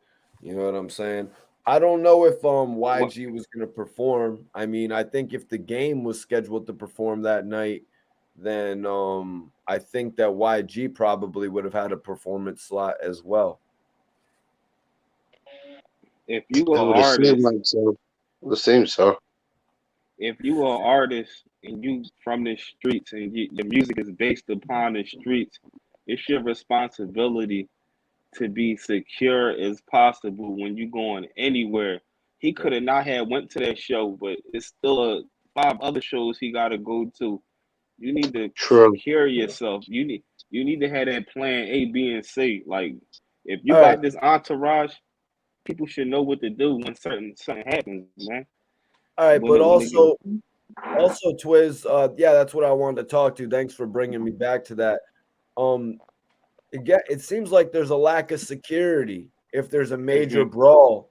If there's a major brawl going on like that, Rosewood, it just seems like there's a lack of security. Like, I don't understand how these guys are going to rent out this venue and then just leave it to a group of mobs to fight each other. Like, what do you make of the fact that they didn't have enough security there to at least back down both groups and put them back into their locker rooms or their trailers, whatever type of environment they had to be by themselves? Yeah, that's crazy right there because it don't go down like that. It's usually the security is heavy, especially when you have those venues where they know what artists are going to be there. You know, they don't just have the security; usually have the cops there. Now, Bonds, you might can attest to this. I know when there's something going on in New York, the police presence is crazy. You know, if anything go down, security gonna be in there, the cops gonna be in there automatically. So it's like you might get into a little scuffle, and that's gonna be it. You know, for real, for real. So If you do something, you ain't getting out of there. facts, or that, or if you do something, there's so much security and cops, you're not getting out of there. The person is locked up right there from the rip. So these venues, and that goes back to what Twiz saying, and what I said earlier, having your A, B, and C plan. You have to have somebody go in there and check all that out, and then be talking, know how much security is here, what's the escape routes for fires, everything. So it's like they're basically going to these venues, basically like willy nilly. Like I don't really care about nothing for real, for real. It's like we cool. Like, no, we ain't cool. Like anything can happen, and they really got to take it a little bit more serious. So that and the security equals a bad time for real, for real. Lack of security and a non-care attitude, like nothing will happen to you, equals a bad situation. Now, Bonds, Bonds is the artist of our group. He's the local legend. He's our residential rapper. Now, Bonds, I know you come up from the real OTF. Major salute to Lil Durk, OTF, only the family. I know you come up from that Southside Jamaica, Queens 109, where G Unit was pretty much went and found all their heavy hitters and shit. But being an artist, man, you got to be protected when you're going to perform, Bonds. Looking at this whole situation, man, it's got to make you feel kind of vulnerable as an artist. Like anything could pop off. I mean, we go back to the G Unit Murder Inc. beef days. Mm. Oh my bad. That's why you see like in 50, that's why when the 50 and Smurf situation, you know what I mean? Because Chairs. huh? The chairs, right? Yeah, nah, because even I'm talking about like when they split ways, because you know what I'm saying, like fighting on the road, but like just 50 had that vision, like listen, we gotta move this way. So if I'm not gonna have dudes on no wild street, you know what I'm saying, street time with me, like, you know what I'm saying? So it's like dudes gotta, you know what I mean, y'all gotta get with this business mentality, or y'all gonna have to go back to the block. So it was one of those situations. But like I told you even before, like dealing with Smack and all that, that's when I really realized like how the effect of what you put out there when you go around, that's what you're gonna be going around. You know what I'm saying? You're gonna be experiencing that. Like, you know what I'm saying? Where everybody looks at you as on that screen, like that's how they're gonna be coming to you. Like, you know what I'm saying? Just knowing being on the Smack with the guns and doing all of this, like every time we was going somewhere, all we was seeing was goons and guns. Like, you know what I mean? So you understand, like, hold up there. Maybe I want to start changing my message. So when I go out, like, you know what I'm saying? You don't Yeah. with goons and guns all day. Like, you know, jeopardizing your life. I feel you. Damn, that's a very interesting point Bonds makes. That kind of goes back to something we were talking about earlier. We'll bring that back up in a second though, but I'm gonna send it over to Twiz to touch on this whole aspect of the artist. We know a little bit about what happened with Travis Scott at Astro World, and that's why I kind of was so heavy about this at the beginning, like security. You know what I mean? We saw back in November what happened to King Von. You know what I'm saying? Outside of a club. I mean, I'm telling you guys, like whenever I've been outside of a club, if I would have ever done anything crazy like that, security would have hemmed my ass up and dragged me to the street. I remember one time I tried to steal a bottle of champagne and like 8 security guards surrounded me, you guys. Yeah. So you're telling me they can't prevent, shit like this? But Twiz, man, what do you think about there not being enough security at these events? They're people are trying to cut costs by not having and hiring the proper security. Grab my lighter, bro. Definitely, people definitely trying to cut costs for one. It's all about the money for the person that owned the venue. Because for one, he paying the artist, and this whole time he thinking about how much money he's going to get back, how many tickets was sold. That's first and foremost. Secondly, you got 2 different kinds of security. You can have armed security, or you could just have your average bouncer where he like 6'5", 350 pounds, where he can grab somebody and throw somebody. But once you dealing with somebody that's serious and groups of guys outside, people trying to go home to their families. It's like, what we gonna do? Get in the middle of that and jump in front of these bullets to try to save one of these rappers? Like, I feel like one of the biggest and most important things is, if you are somebody that owns the venue, you the main guy, you know what artists are coming there. It's your responsibility to talk to these artists separately when you booking them. Like, listen, it's no different than like Smack, where he'd be like, listen, y'all gonna get y'all bread, but if it's a problem, like, y'all gonna lose. Y'all not even gonna get that money. That's one thing they should always know. And secondly, they should always have their own private entrances at separate times, and they should have a private exits at certain times. When these artists are coming out, they should be escorted to their vehicles and off the premises. They should be that. They shouldn't just be letting people leave out and hang around and sit in the parking lot and take selfies with fans. Y'all gotta have that more organized, man. Cause it's gonna be a lot of that. Cause a lot of these rappers, they going back and forth with each other. So I feel like that how they enter the venue and how they exit, they should be well secured. But it don't matter how many security that they have, it's hard to control groups of people. That's like with the Vine situation. It was cops and everything out there. Cops was shooting at them. It's hard to stop it. Once it's going down, it's only so much anybody can do. It don't matter if you a cop or whatever you are. You know what I mean? So Twiz, I don't think I got your thoughts on Wack 100 actually getting into a little scuffle while the game was performing. Now, did you see that video? Because you could hear the game performing in the background, and I was sort of wondering, does this have something to do with Draco's situation, or is this just a whole opposite situation involving the game just because of how many different people were at this area? I didn't see that, but I feel like when it come to Wack stirred up so many enemies just from Clubhouse and things of that nature, where all he talk about is fades. I'm gonna come do this and that. You know what I mean? Where you got people that can fight better than Wack, as good as he think that he feel as though he can fight. That don't mean you can't get put on your back pockets. We seen Ali and Tyson get put on their back pockets. So if you go around talking all that, like, every time it's an argument, you snapping on somebody like, I'm gonna come see you. You gonna have that. It's gonna be that no name. Look at Suge Knight. Suge Knight had people shook, but before he got locked up, people didn't put him down. You know what I mean? So, you know, with Wack, like he need to.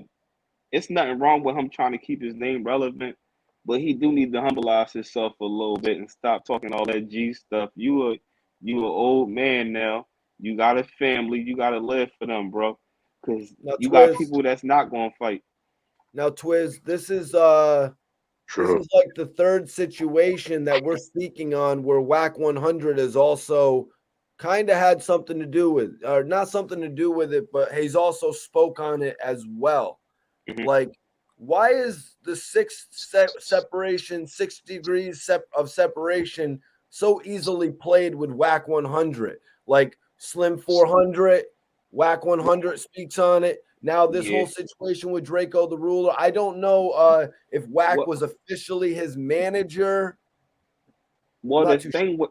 the thing with Wack is he a West Coast guy, you know, and he always screaming Pyru. So like that's his politics when you talking about like gang issues and things. So Mhm. I expect him to speak on that because he's allegedly considered an OG in that. So it's like he gonna give his take and throw his 2 cents in on them type of topics. And he might be invested in it further. You know what I mean? Like from what we Facts. had heard, he might have been trying to throw a play Slim 400's way. I had even heard Facts. something about Slim 400 potentially being a stand-up comedian. You know what I'm saying? Wow. Like, yeah, Yeah. mad different aspects of making bread, man. Sheesh. Let's see. Uh, Tyson Garcia says Wack puts himself in everyone's business. But like Twiz sort of explained, you know what I mean? Sometimes you need the take from somebody that a lot of people do deem credible. And I spoke about it earlier in the stream. We all watched on for the West Coast resurgence. And there's no doubt about it that Wack 100 is a part of the West Coast resurgence. Right, Bonds?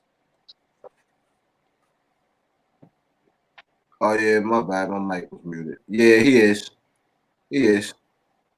He is. He is. Bonds is like, I will not give a sound clip for Wack 100 to use when he inevitably disses all of us. Yeah, And I was about to tell who said that about Wack. I was about to say, be easy about Wack, man. You know Wack is. Man. I'm just joking, but Man. yeah, Wack threaten everybody. Every day, Wack threaten. Wack ain't coming to Philly with that. I tell you that.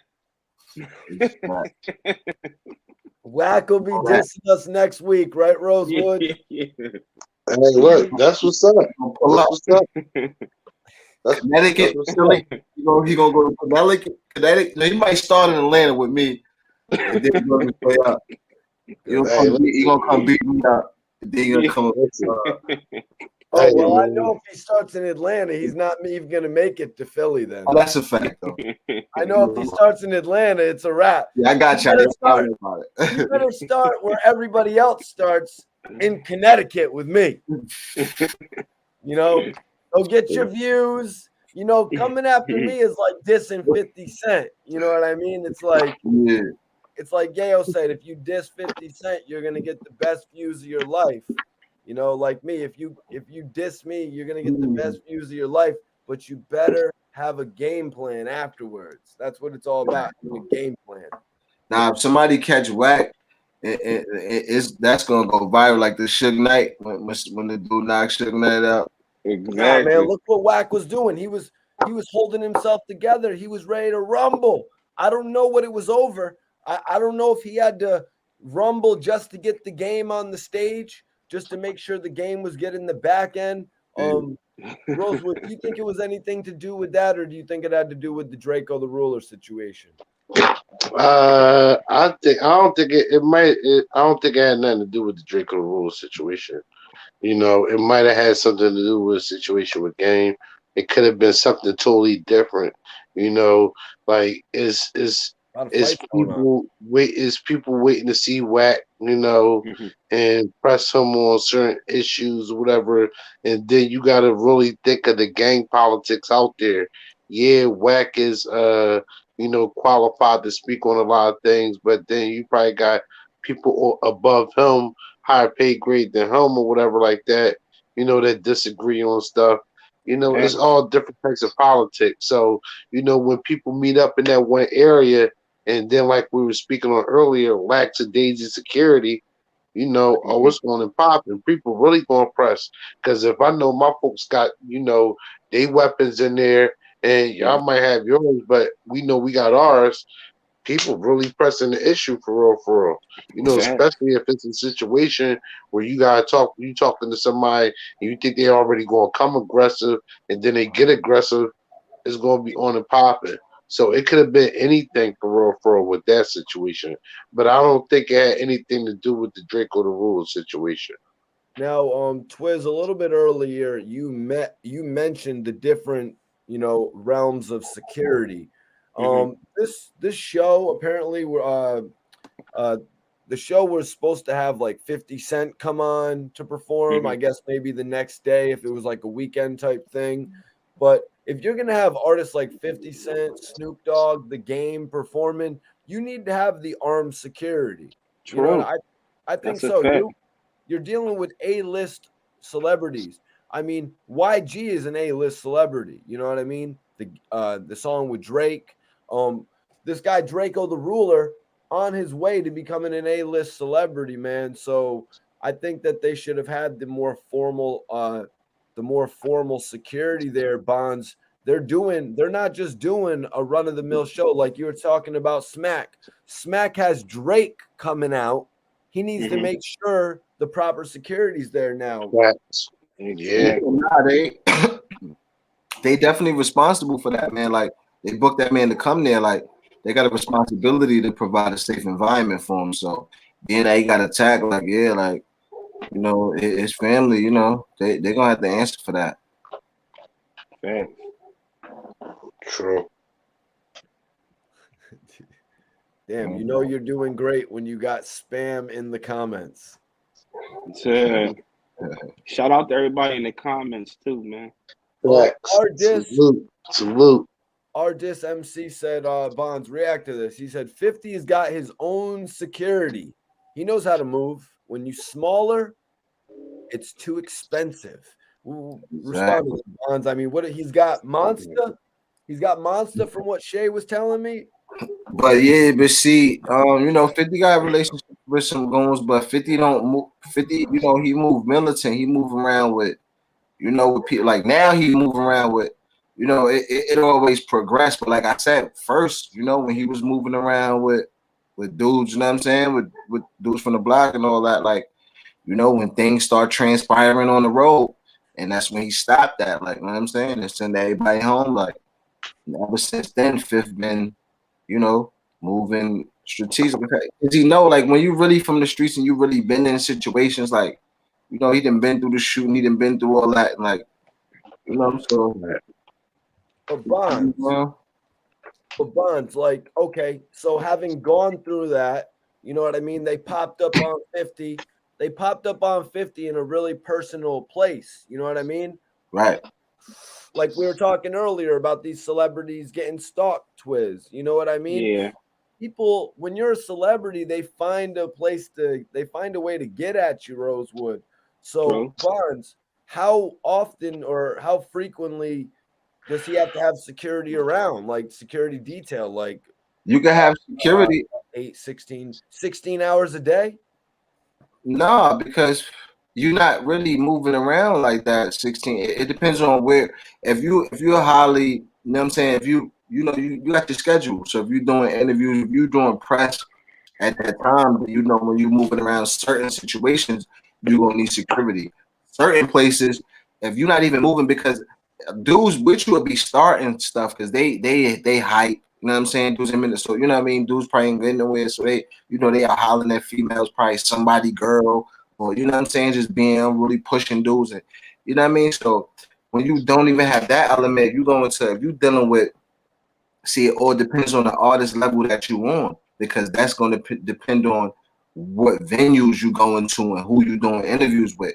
Now, certain artists in New York, like say we coming up on that time, you messing with K Slade, you might be doing certain things. You're gonna be in a certain environment where it's gonna be certain type of artists. Like, you know what I'm saying? Now, if you go into BT, you doing 106 part, then you ain't gotta really worry about that. Like, you know what I mean? So it depends on where you at in your career, how you moving. You just gotta, you know what I'm saying, figure that out. But like I said, that's part of the, you know, the artist that you are and the energy that you putting out. But you just gotta be, you know, times, you know, move at your right time and, you know, be strategic. You could do it, bro. Like,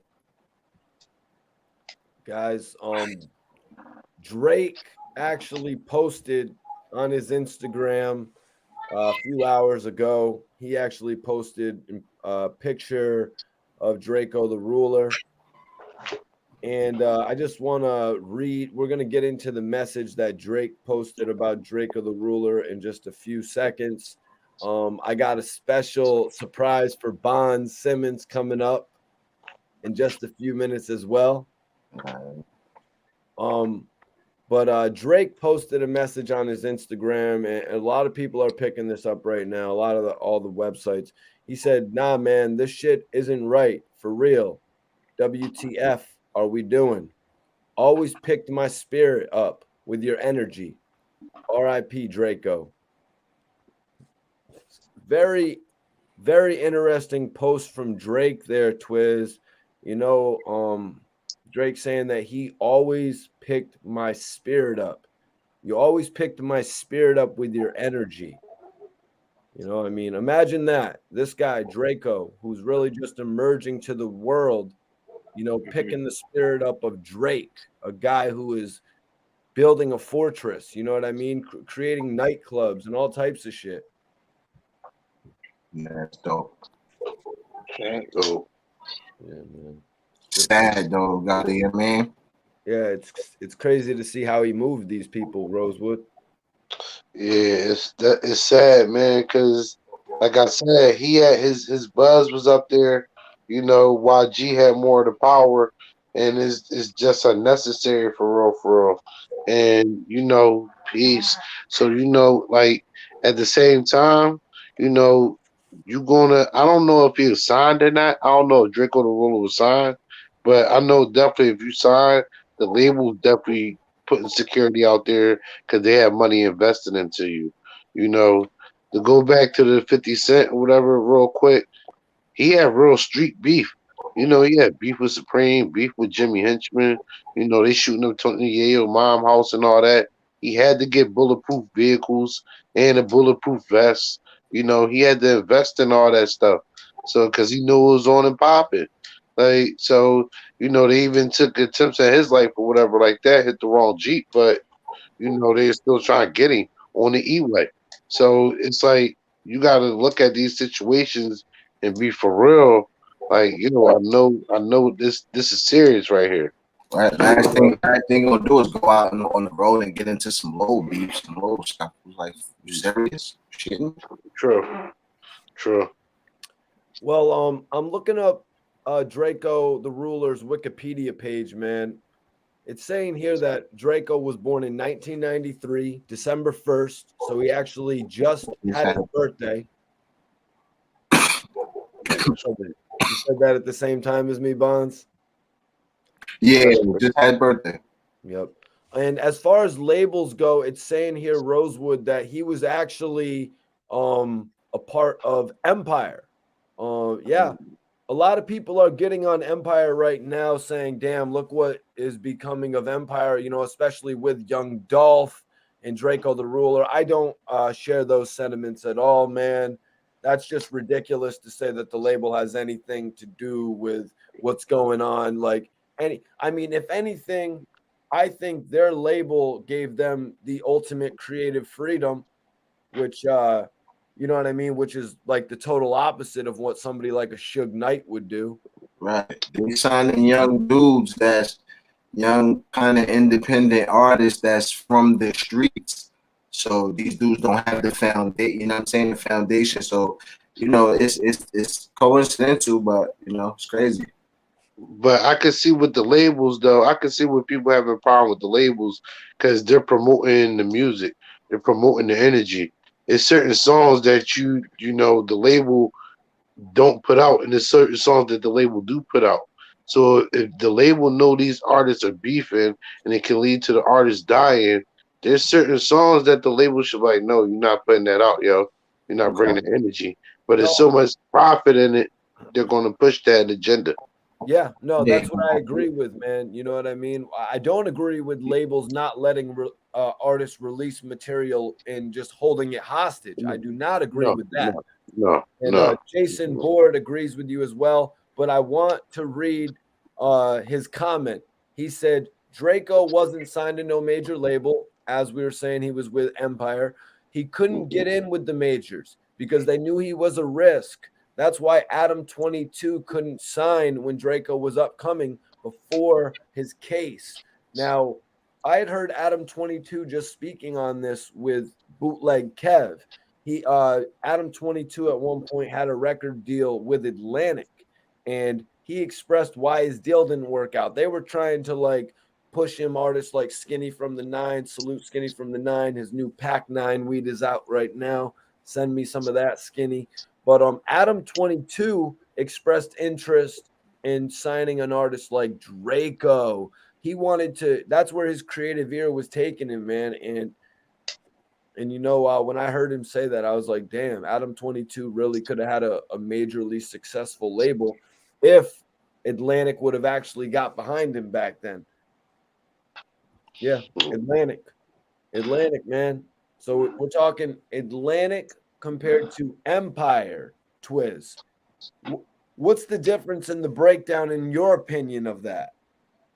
Well, you know, for one, he probably could have made more bread with Atlantic. You know what I'm saying? Hell, Meek Mill is signed to Atlantic, Twiz. Yeah, he could have made more money, but also on top of the label is how you move. You know, I said it before and I say it again. Chief Keef did it the best. To this day, you still see people from Chicago like he can't come back here. He can't come back, and as he shouldn't, because he'd be one of them guys that you will hear about. That something happened when you know the energy that's out there. You have to move strategically, if Yep. possible. You know what I mean? So when you get that chance to take off, you have to protect your soul, bro, because the label ain't gonna protect them. Them venues not gonna protect them. You know what I mean? It only take a second for somebody to get at you, bro. Facts. Facts. Yeah, man. Yeah, man. His life could have been in a whole different position if he had got a deal at Atlantic Records compared to Empire. And that's no shade at Empire either, man. Bonds, do you want to touch on that? You know, I mean, they could have maybe a better structure, but I feel like if a dude gonna, you know, if you're not gonna move right, if you're gonna move reckless, you're gonna move reckless. So whoever holding you down, yeah, I mean, some people could maybe do a better job, but you still moving reckless. So it's inevitable. You know what I'm saying? True. True. Facts. That's fact. What do you think in regard to that, Rosewood? Now, Bonds is right because you know, if you're doing that, it can happen. You know, but I will say this: dealing with a major as opposed to a minor, really, Atlantic Records is going to make sure everything is legit. You know, at that venue, they're going to be on top of everything because they're putting, like Twitter said, he can make more money. So that means Atlantic is pushing out more money into them. So they got to secure their product. So they're going to make sure their product is secure. You know, now things can still pop off, and the label, you know, they're still going to benefit either way. But I do believe the major labels, they try to make sure the security is on top for their artists. The other labels, I think, you know, it's up to you. Now, Rosewood, that's not really a consideration for the area that Drakeo the Ruler was in. I mean, he was in California. You know what I mean? It's not like he was like Bonds in Southside Jamaica, Queens, and Atlanta Records could be like, okay, Bonds is in Southside Jamaica, Queens. Let's get him out of Southside Jamaica, Queens, and let's get him in Atlanta, or let's get him to Miami or California. You know what I mean? It's a little bit different than that. But we're gonna get back to that in a second, you guys, because I have a special surprise here tonight for the hip hop guys. But more specifically, I have a surprise for Bond Simmons, man. You know, this goes all the way back to the days of OTF, Bonds. I want to let me welcome to the show. Uh-oh. You live. Yeah. What's good? Salute. What's Yeah. good? What's Salute. good? My Salute, brother, my guy. What's going on, man? What's going on, man? What you doing over there? You popped up on your boy. I had to, man. I hit Mikey T up, man. I just finished doing my little show. You know, I got the PBN Network Positive Beats Negative podcast show. So I just finished doing that a little while ago, and I was just on Instagram. I had to hit Mikey T up and let him know, I got to get my interview in, man. I see Shay Davis came up here, Bones was up here, so I got to get mine in soon. I told Mikey, right? You know that I told Mikey too. You know the vibe. No, yeah, man. Appreciate it. I see you out there, man, with the positive beats negative, man. You know what it is. You already know, bro. Everything culture, man. Everything culture, man. We just trying to, teach this young generation now, just to stop the violence, to stop all the killing each other. Exactly. You met my bros. You met the bros. Rosewood, SB Twiz. Yeah. Definitely. Yeah. Salute, my J. Salute. Them are the Philly boys. Them are the Philly boys right there. Yeah. That's not, hey, Q, that's not the Island boys. Them are the Island boys. Them are the Philly boys. Not the Island boys. Shout out to the Philly, man. Much respect. They on the same type of time too. They you know what I'm saying? Rosewood got a lot. You know what I'm saying? With the PBN, he doing a lot of things in his neighborhood in Philly too. So yeah, definitely. That's what's up, man. That's what's up. We need more of that, man. We need more of this. I mean, Facts. I got a lot of shit to talk about, but that I'm gonna wait till my interview. But I definitely want to say this, man. Me and Barnes, we've been in the streets, man, and I did my time in jail, and I learned a lot from being in the streets when I was running around with the OTF thing, and it wasn't a gimmick. We was really in them streets. So now having kids and realizing that it's the agenda that they want to push, this agenda that they pushing, you know what I'm saying? For look at this shit, man. All the rappers is dying. Once they reach their peak, they just dying. Niggas getting killed. Kids is coming off the porch at 15 and getting killed. They don't know nothing about nothing. It's crazy. Facts. So True. In the range, you know what I mean? The range is just crazy of the artists that were losing Q.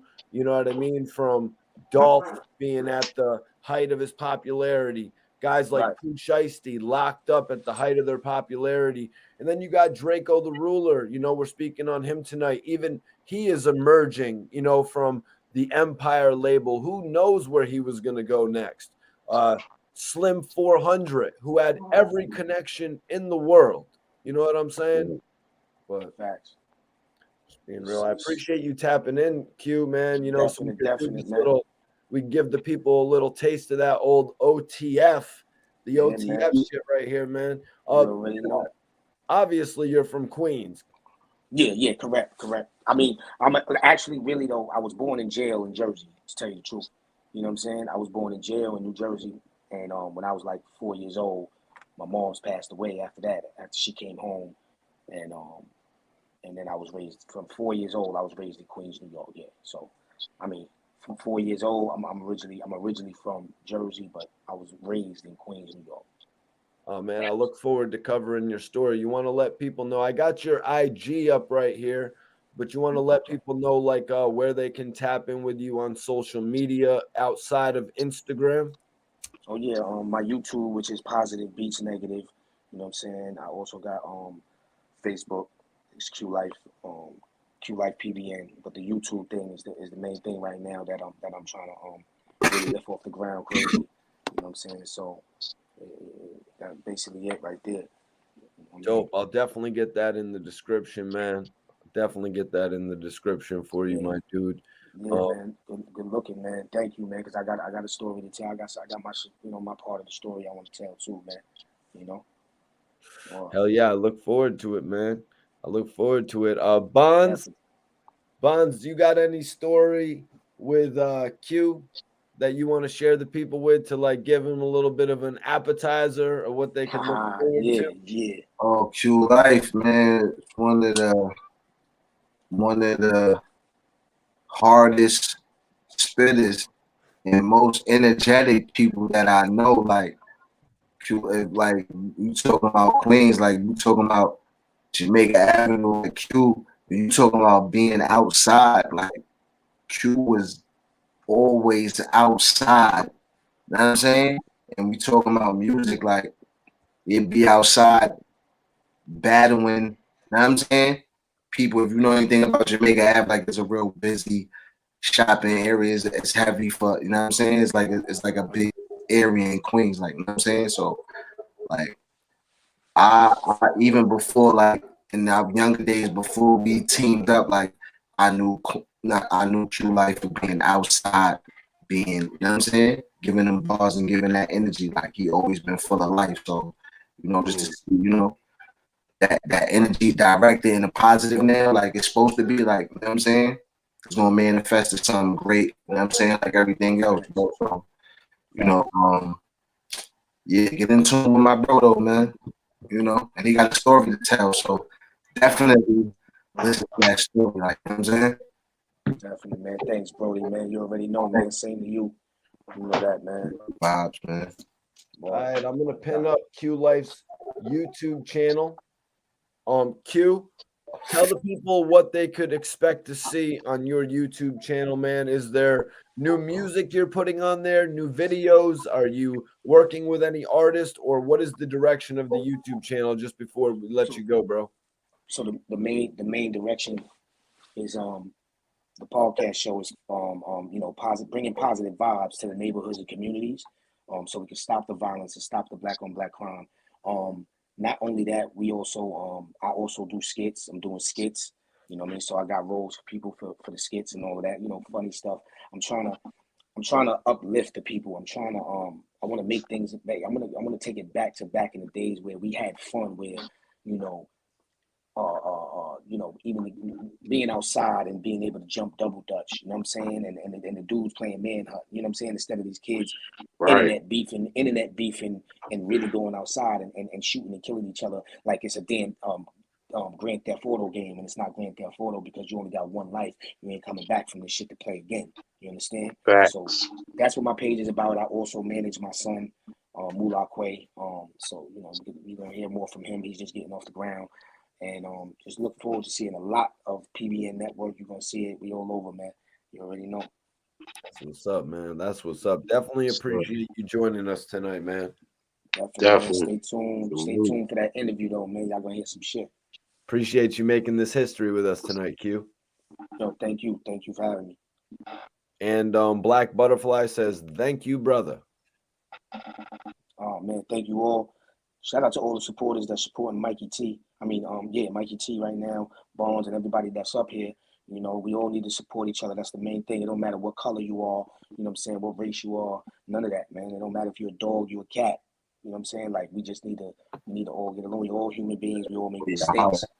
You know, we Oh all yeah. make mistakes. You know, we got things, nothing is gonna be perfect. I tell you that. Nothing is gonna be perfect.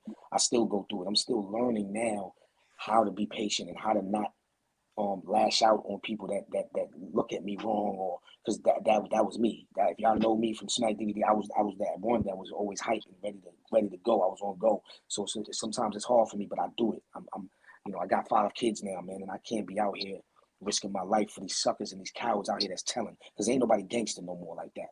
These niggas is gangster telling, going to jail, telling. Niggas is, you know what I'm saying? So it's not worth it, man. It's not worth it at all. These niggas is really cowards out here, man. Niggas is shooting niggas while they with their babies, and babies is getting killed, Facts. man. Babies is out here Facts. getting killed. You know what I mean, to tell me y'all love this shit, y'all like this that shit is gangster. That shit ain't gangster, man. You know what I'm saying? When I was Facts. outside, it was real shit. We was outside with the wolves for real, and doing what we had to do when and if we seen somebody we had beef with and they was with their kids or their mother, we left them alone, man. We left him alone. We gave him a pass, and that's the code. There's no more code no more. Right. There's no more code to the streets no more. So why do I want to be in the streets with these niggas? Ain't no code no more. Facts. Yeah, from what I heard, people would really look down on other people for doing that'd be like a violation type shit to do that. But Bro, right. Q, I really appreciate it, and I'm looking forward to connecting with you in the very near future, man. Definitely. You already know. Rosewood, Twiz, you guys got anything you want to say to Q before he taps up out of here? I did. Hey man, Q. Oh no, go ahead, Rosewood. You can go ahead. Q, man, I want to say salute to everything you're doing, man. Definitely be tapping into the PPE and network, man, and spreading that through Philly, man, on what you're doing out here, man, and keep doing your thing. We definitely need brothers like you and like us, like minded, really linking and putting that positive vibe out here and really doing it. Like you said, taking it back to the days where we knew it was, when we was outside with the real wolves, but we still had fun, and there still was a respect level in the pecking order, man. So keep doing your thing, my J. I salute you all the way, man. Thank you, brother. And Twiz? Yeah, salute Q. You know what I'm saying? That like you really touched up on something heavy. Like it really took me back when you spoke on like manhunt and like the girls playing double dutch and things. You don't see none of that. I'm talking about like the spinning tops and all of that stuff. You know what I mean? Kids is out here throwing their lives away, losing their lives while they still going through puberty. You know what I mean? Like, so it's a real nasty situation out here, man. And you know, we support your movement 100%. We need more brothers out here like you, Rosewood doing his thing out Philly also, man. You know, and you know, anything you need from us, we here for you. And you know, thank you. God's willing, you already know, bro. You already God's willing, you know, we can, you know, make something happen, man, because you know the guys from the older eras that you know really been out there is real important factors to the youth, even though the youth is like real hard-headed these days, but you know we got to wake them up one way or the other, man. So much respect to you, Q. And guys, everyone watching this, Q Life's YouTube channel is pinned up right now. Let me know if you're not able to click it. On my end, it shows that you're able just to click it, and it'll bring you right to Q Life's YouTube channel. Just as easy as that. But Bonds, before Q gets up out of here, do you got anything that you want to say to him? Maybe we could plan some sort of an OTF special with all three of the guys. Man, we could work something out. We could put something together. You know what I'm saying? But yeah, you know, Q, you know what it is. Q the bro, man. I see you soon, nigga. We gonna link. You already know, bro. You already know, man. Stay safe, boy. I love you. You know what's up, Yeah, man. Keep you know doing your that. thing. That true religion shit, man. Y'all go follow that true religion shit too, man. You know we doing good things out here for the community, man. Man, you know about Q, salute, brother. Everybody go follow. See you in a minute. Everybody go follow Q Life right now. I got his YouTube pinned, which is more importantly where you should follow him on YouTube so you can keep up to date with everything that he's got going on. Yeah. He said it does work, so you can just literally click it. You know what I mean? Give him a subscription, subscribe to his channel, show some love, man. Bonds, how about that, man? Did I shock you? Can you see what's going on down there? Can you see that Q was in there? Nah, I can see that. Oh, so I shocked you on that. Yeah, I didn't expect that. I didn't know what was going on. Yeah, my bro. What a moment for the hip hop guys right there. That was quite the moment. Thanks.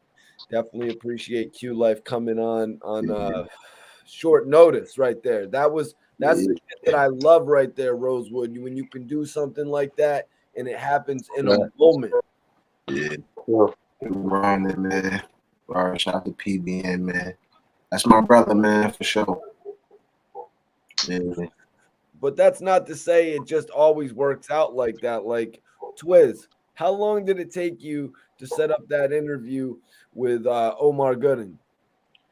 It took me probably like 3 months. I was locked in with him, but he had so much stuff going on. Like he was torn and everything, and he was in the process of finishing up that last movie he had dropped and everything.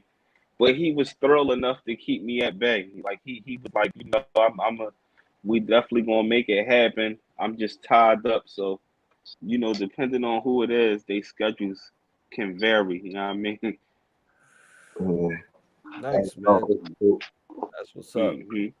It's a dope interview. Appreciate it. I'm about to drop part 2 probably tomorrow. Dope. Yeah. I'm on that. So we're gonna open it up.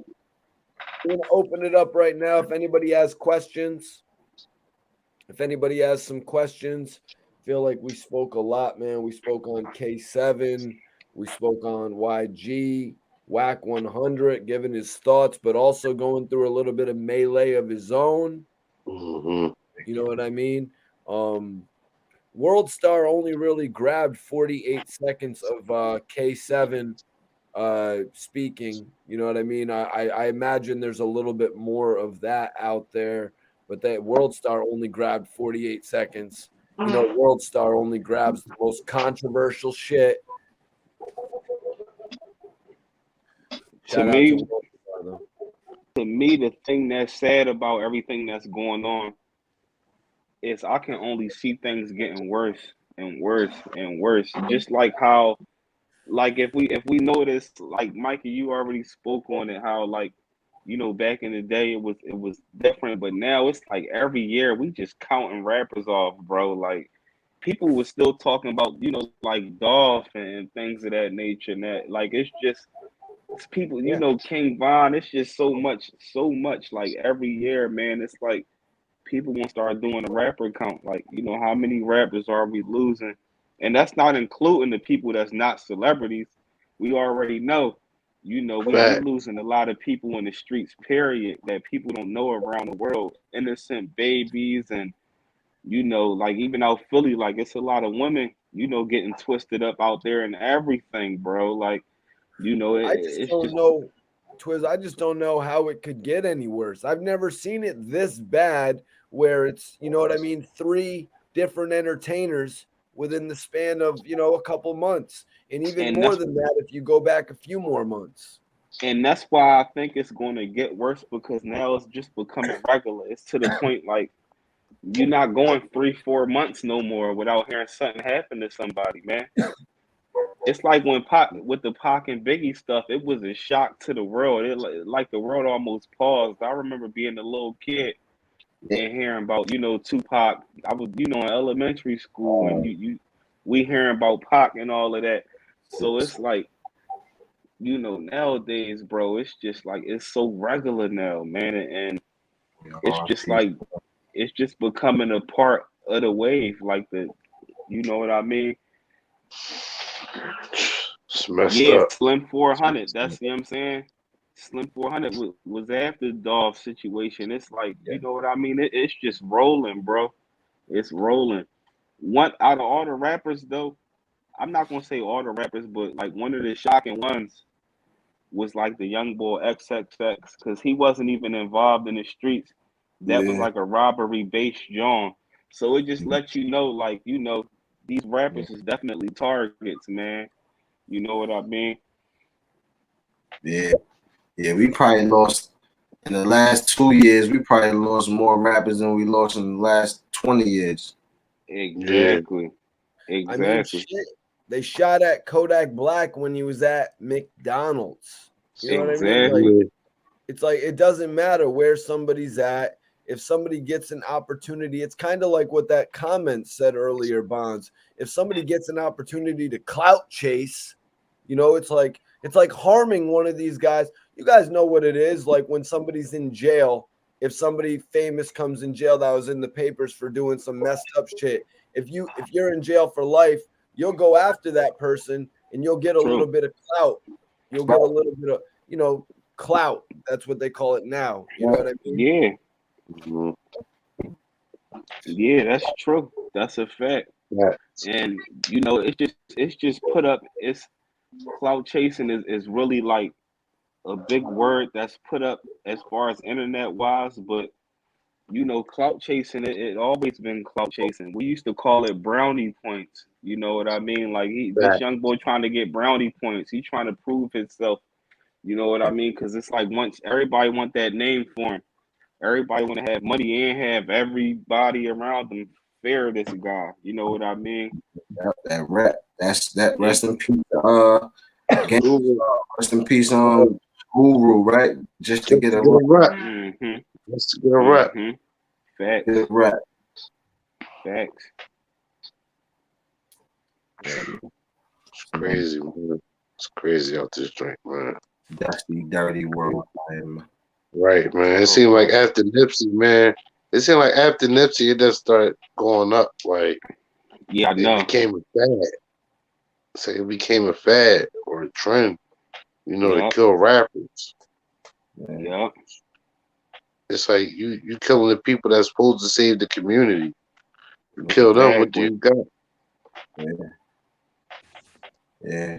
What is George talking about? He said roots, baby Philly all day. The Real Roots, rap. the group of Roots. Yeah, you Yeah, already know. George. He You a roots already baby. know. He come from the roots era. He a roots Baby Right. baby. Philly? Legendary Roots crew. Yeah, Baby Philly. No, he's saying like roots, baby, Philly all day. So like you know the group, the roots. Group. So he just saying Yeah. like roots, baby. Yeah, definitely. Shout What's out to the Scott Del Storch? East and all that too, man. Because once upon a time you can catch like the roots up the Del East and then the Del East used to be jumping for all the like legendary groups and stuff, man. Scott Facts. Storch was in the roots though. Who? Scott Storch. I don't know about Scott I don't know if Storch. he's I'm a not sure. Scott Storch. I don't know about Scott Storch being in the Roots. What do you Yeah, mean? He might have worked on a project with the Roots, but to be in No, the he was in yeah. the roots, matter man. of fact, no, he was. He played piano for the Roots. Keyboards. No, he played he played keyboard for the Roots. You right. Come You on, right. man. I didn't know No, that. you right. You know how many He played times keyboard. Storch just told me stories about playing with the roots? No, he did because I forgot he was up in Philly for a minute. No. Come on, Rosewood. Don't do that to No, my he's man up in Philly. Storch. He's up in Philly messing with the Roots. He was born in he lived in Philly. He's a Yeah, that's what I say. He's up in Philly for a minute. He was up in Philly Philly before he guy. blew up. Yeah. Just Yeah, like before he Eve. blew up. Just like Eve. Yeah. Mm-hmm. No, you guys got Philly has Scott Storch. Yeah. Even though DJ Drama, Eve. let me. Nah, he was born in Long Island, but he was raised in Philadelphia. He was raised in South Florida and Philadelphia. Yeah. But he always I ain't know that. He always claimed Philly to me when we worked together, you guys. So that's why I'm saying I'm Scott Storch is Philly, y'all. I ain't know that. I heard about I heard about Scott Storch, but I was born in '87, so I wasn't really like coming up listening to the Roots like that. I ain't even gonna lie. He worked for that label. He worked for that label that was out of Philly. What was that label that was in Philly back in the day, Rosewood, that everybody worked at? A label that everybody worked at out of Philly during the Roots era. Yeah. Trying to see what it was called. I will have to look that one up. That's why I was about to say Yeah, Scott Storch. He worked with them on production, but the Roots as a group, they had their core members that rap. You know, you had the that's what people I'm that had saying. production. You didn't really know them. You know, only one that did production that you knew was Questlove. Bro, That's he it. did You Got Me. Yeah, we know. That's what I'm saying. He did the production side. But as far as rappers, we only like really the knew the artists and all rappers. that. Yeah, Like they you're not still gonna be know on. the What's that? production Is people. that what show they be on still? What's that? Jay Leno or Saturday Night Jimmy Live? One of them Fallon. Johns. They be. Jimmy Right. Fallon. Oh, all Right. right. Yeah. Yup. Facts. So in the original Roots group, Black Thought, he's not the only rapper. That was the thing. Yeah. Only other person that didn't rap that we knew was Questlove. So Storch was working with Black Thought. That's pretty crazy, man, because so many Philly rappers regard Black Thought, you know? Oh, hell yeah. Yeah, man. Legend. Yeah, he a lyricist. You know what I mean? Man, A I'm legend, a telling you that. lyricist, a MC. You know what I mean? Working with Storch was classic, but he was in the Roots, you guys. Facts. Yeah, because the Roots is like a band. Bonds, you can't give this one to me. These are the guys that are from Philly, Bonds. They've got to give it to me. Yeah, but you got it. You know what I mean? Like I said, I wasn't really riding around listening to the Roots. You know what I'm saying? I definitely messed with Black Thought. You know what I mean? At the end of the day, man, if you mess with know, Black Thought, you mess with the Roots, Twiz. But yeah, you're you not can say going. that, The thing is, Mikey T, it was no way nobody's checking. Even if you check the production credit, you're not gonna know who he is. Like I said, you know everybody yeah. that raps on there, If right? And you know if you Questlove. if you That's it. Hold yeah on. yeah Hold on. The Roots' first album for DGC, Do You Want More, was released in the U.S. the year the following signing. During the recording process, beatboxer Rozelle and keyboardist Scott Storch joined the band. Rozelle. According to Wikipedia, they Yeah, joined. we knew Rozelle because he did beatboxing. They had him on the videos beatboxing. So is Rozelle in the Roots, facts. Rosewood? Yeah, but he's a later on member. He's an addition. So isn't Scott? Yeah, but all right. So do you know who Malik B is? I just seen somebody bring him Yeah, up. rest in peace. That's what I'm saying. Yeah, Do you know rest who in Malik peace, B Malik is? Bey. Rest in peace, Malik B. So that's what I'm saying. He considered he considered a root for real. You know what I mean? Right. Wow, he just recently passed too. Yeah, R.I.P. Yeah, he Malik did. B. Man, He real did. dude, man. Wow, he Real just dude. returned. He took so long to return to the group, huh? He returned to the group in 2006. Well, he had issues. He had a little thing he was struggling with. I ain't gonna throw that out there for those of y'all that know. You know, he had like issues he was dealing with, but you know what I mean. He was trying, man. He was definitely trying. Was. All right, so guys, I got you on that, or I'll give it to you as well. Me and Bonds and myself, we got you on that. You guys should be proud to have Philly. What Rosewood's saying is though.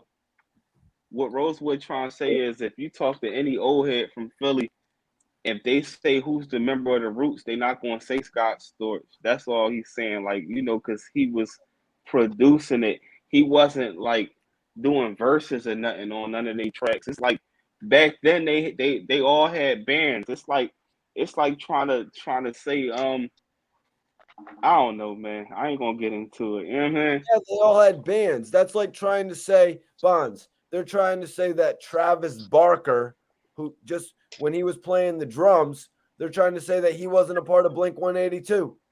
That's different. I feel the rap group with a production team. I think yeah.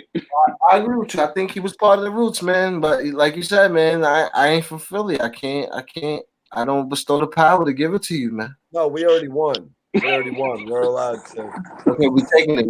Mikey taking the W. Ain't no arguing with it. Taking it. We're gonna give it to you, man. I'm gonna hit Scott Storch up. What you talking about? I'm gonna hit up Storch. I'm gonna tell him about how I got my two boys from Philly to acknowledge the fact that Scott Storch is a Philly guy, and he's gonna love it. Just like when I told Scott Storch to his face that Candy Shop was whack as hell. That's it. That's your opinion. That's why it's the hip hop. That's why it's the hip hop panel, though. You know what I mean? It's about educating each other, and you know what I mean, putting it out there. That's just a fun fact. Actually, I kind of told him that it ruined 50 Cent's career. I was just trying to be real with the man, you guys. Let's keep it real goes wrong. Right. Well, I know, because Rosewood, 5 minutes later, Scott Storch got on this phone, right? And he's like, hey, what's good? And the person must have said, how's it going, Scott? And he was like, it's going pretty good. I mean, until I found out that Candy Shop was the worst song of all time. The real goes wrong. And this was in like 2013, you guys. The song came out in like 2006. Yeah. That was awesome, man. But nah, me and Scott went on to become really good friends, you guys. We hung out for like a few That's years. dope. Oh, that's dope. That's dope, bro. Yeah, that's dope. Yeah. I had to keep it real with him, man, because I always wanted to tell Scott Storch that Candy Shop was kind of what messed up 50 Cent's career. Am I wrong, Wiz? Am I 50, wrong? 50 had a Wiz, I couple. kinda messed 50 it had up. 50 had a few cliche songs, but at the time when he dropped it, though, you know what I'm saying? It's like the women love that song now. You know what I'm saying? At that time and that era and things of that nature, he still had Kim on the joint and all of that. So it was like That was a different album. Yeah, Big Radio. That Yeah, was a different album. Yeah. Bonds. Yeah. Would 50 Cent? Oh yeah. I'm thinking about Magic Stick. Yeah, you're right. Yeah. Bonds. 50 Cent sold 1.1 million with the Massacre first week. If he did not release Candy Shop and he just went with Disco Inferno, would they have sold 1.1? With the Massacre? Yeah, if they didn't release Candy Shop, if they just came with Disco Inferno. Yeah, he was hot. He was hot. He would have still sold the units. Yeah, Follow Up was gonna move them units, man. He was gonna move them units. Rosewood, do you agree with that? Do you think the album would have still went 1.1 million first week without Candy Shop? Oh, nah, not. I don't think it would have went that without Candy Shop. Candy Shop, like Twiz said at that time, that type of song was like a guaranteed single player. It's gonna get played on the radio. Then you got Olivia on there, so it brings the ladies in there and all that. It's a perfect song for the clubs. So that boosts the sales. Right. So Rosewood, 2 years later, he releases Amusement Park on Curtis. Don't you think they that one went, you know what I mean? That one went. But do you think would it have been too little too late to release Candy Shop instead of Amusement Park? Would it have been the same reaction? No, I think it was been too little too late. You hit it on the nose right there. Twiz He was had to right. strike while the iron was hot. Yep. He had to strike while iron was hot. You know, like I said, that was a perfect song for that time frame. And you know, timing is everything and nothing. So there's no point of holding on to that. You know, by the time the circus drink came out, it was already kind of a wrap. I agree with what George is saying. It watered down his G vibes, real shit. But also, without watering down his G vibes, I don't think he would have moved that 1.1 million first week. Let me ask you, Twiz. And that, you could say that as well, but Twiz, compare if he would have released 21 Questions in place of Candy Shop. How much better of a song was 21 Questions than Candy Shop, if any better? 21 Questions. I gotta put that in the boat with I Get High from Styles P. Like that just was one of them anthems. Seriously, man, like for guys that had been in tight situations, because you know how it is when you go to jail and it's like you know what I mean, when things is cool when you rolling, when you on the streets, and then they get tight. 21 Questions, he broke it down. That joint was that work, bro. Oh You know what my I'm saying? God. He had you in deep thought. 21 Questions was special, man. I can see Twiz in the music video playing one of the guys in jail. He's talking about Twiz would be on the phone with his baby mama, his wife, like, I'm coming home soon. And then there would be a little caption under it. It was like, Twiz is actually coming home in 7 years. Listen, I'll be right there with you, Twiz. He holding on that inch of hope. You know what I'm saying? Like facts. Real rap. Bond's better song, Candy Shop or 21 Questions? Is there even a comparison there? Not really. 21 Questions is a classic. Facts. True. Nate Dogg. Facts. Fire. That whole John drop when that John just definitely that John hit different. I just want to. But it's safe to say that 50 is a genius and that he understood that the music wouldn't have carried him to be as successful as he is today if he didn't make certain decisions. So he's a great businessman. Wow. Good point. Wow, Rosewood. Point. Rosewood. So it looks like I've got to hold on one sec. It looks like before I get into this thing where I go back on everything I've been thinking for 12 years of my life, I just want to disagree with John Hatcher. John Hatcher said he did numbers off of Rider music. 50 Cent did not sell a damn record from the Massacre off of Rider music. As good of a song as Rider music is, I love that song. I love it. Nobody bought the Massacre because of Rider music. We didn't know it existed until we already bought the album. Thank you. Facts. That wasn't on no mixtapes. True. That song wasn't on no mixtapes. The music. True. Gangsters of riding to it. Yo, but that hook was just so simple, man. It was like, 50, you're not going to keep doing this to me on these albums. He's like, it's the gangster music. All them gangsters is riding to it. Oh, He said he's going to dumb it down for y'all. 50 dumbed it down for y'all. 50 started the dumbing process. All right. But I want to say this in retrospect of hearing what everyone has said today, man. I do have to agree that 50 Cent actually released Candy Shop at the right time. That, I guess, was the only time in his career that he could technically release Candy Shop and sell the most records from it, man.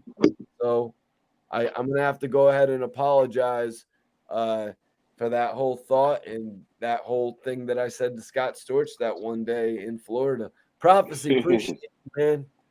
Crazy. Prophecy, what's up? Much love and respect, man. Salute. You know how we carry it, man. Appreciate family you for real. Salute everybody in the chat. Salute everybody for tapping in tonight, man. Damn Definitely, right, definitely. You're damn right, POP Entertainment. This shit ain't. This ain't right, y'all.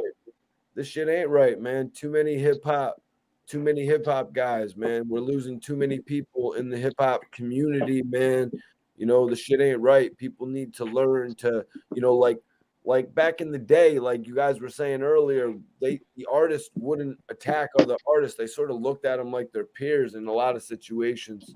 Yeah. R.I.P. Draco, Slim 400. Yeah, right here. Facts. John Hatcher just said position of power. No. Yeah. You could have said build me up. Build Me Up sold some records for the Massacre. Why? Why? Because it said on the album featuring Jamie Foxx. Build You Up featuring Jamie Foxx. And people looked at it, they're like, yo, featuring Jamie Foxx? Okay. You know what I mean? You didn't look at 50's album and see a song called Rider Music. I don't think anybody would look at an album and see a song, no feature. It's just called Rider Music. Another song, it's called Position of Power. You know what I mean? There's reasons that those songs aren't the singles, John. You know what I mean? So when you see, I know that was one of the first songs I wanted to listen to back in the day on the Massacre. Do you guys remember listening to or remember hearing that 50 Cent had featured Jamie Foxx on the Massacre? Bonds, do you remember? Bonds, you're on mute. My bad. I don't know if I remember seeing it on the album first. Like, I was a 50 fan, so I was copying it. Like, regardless. Yeah, he was getting that regardless. So I don't even, you know what I mean? That ain't mean nothing to me. Blame it on the alcohol was that work. You didn't get word that 50 was working with Jamie Foxx, though, man? Like, come on, man. This is Jamie Foxx. Y'all just went nuts when Terence Howard jumped on the Versus stage. Nah, I ain't gonna but nah, they definitely had Terence Howard. Hustle and flow. They got a Grammy for that, though. They got a Grammy for Terence Howard, though. Facts. I had to bring him out there on That's like the other day, Dice was trying to tell me. Appreciate you, James. That's like the other day, Dice was trying to tell me that Terrence Howard was a bigger star than Lil Wayne. I'm like, what? I'm like, maybe if he really became the big movie star that he was supposed to be, instead of starring in Empire, you know? Yeah.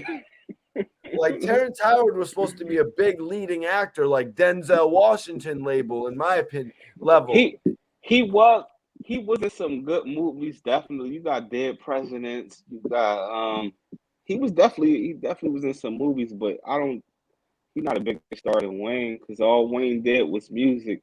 And Wayne is a superstar. You know what I'm saying? You said Dead Some President? people might walk past Yeah, he was in Dead Presidents. Remember, he was the one in the pool hall. Remember, he was in the pool hall. Facts. Yep. Yeah. Yup. Yeah, he was definitely on that joint. He was in a couple of Johns, you know what I'm saying? You got Hustle and Flow. No, that's what I'm saying, Twiz. He was in Dead Presidents. He had and then he went on to be in other movies. He had a clear opportunity to really take over the game, but I don't know what it was. But he just sort of went into B movie realm.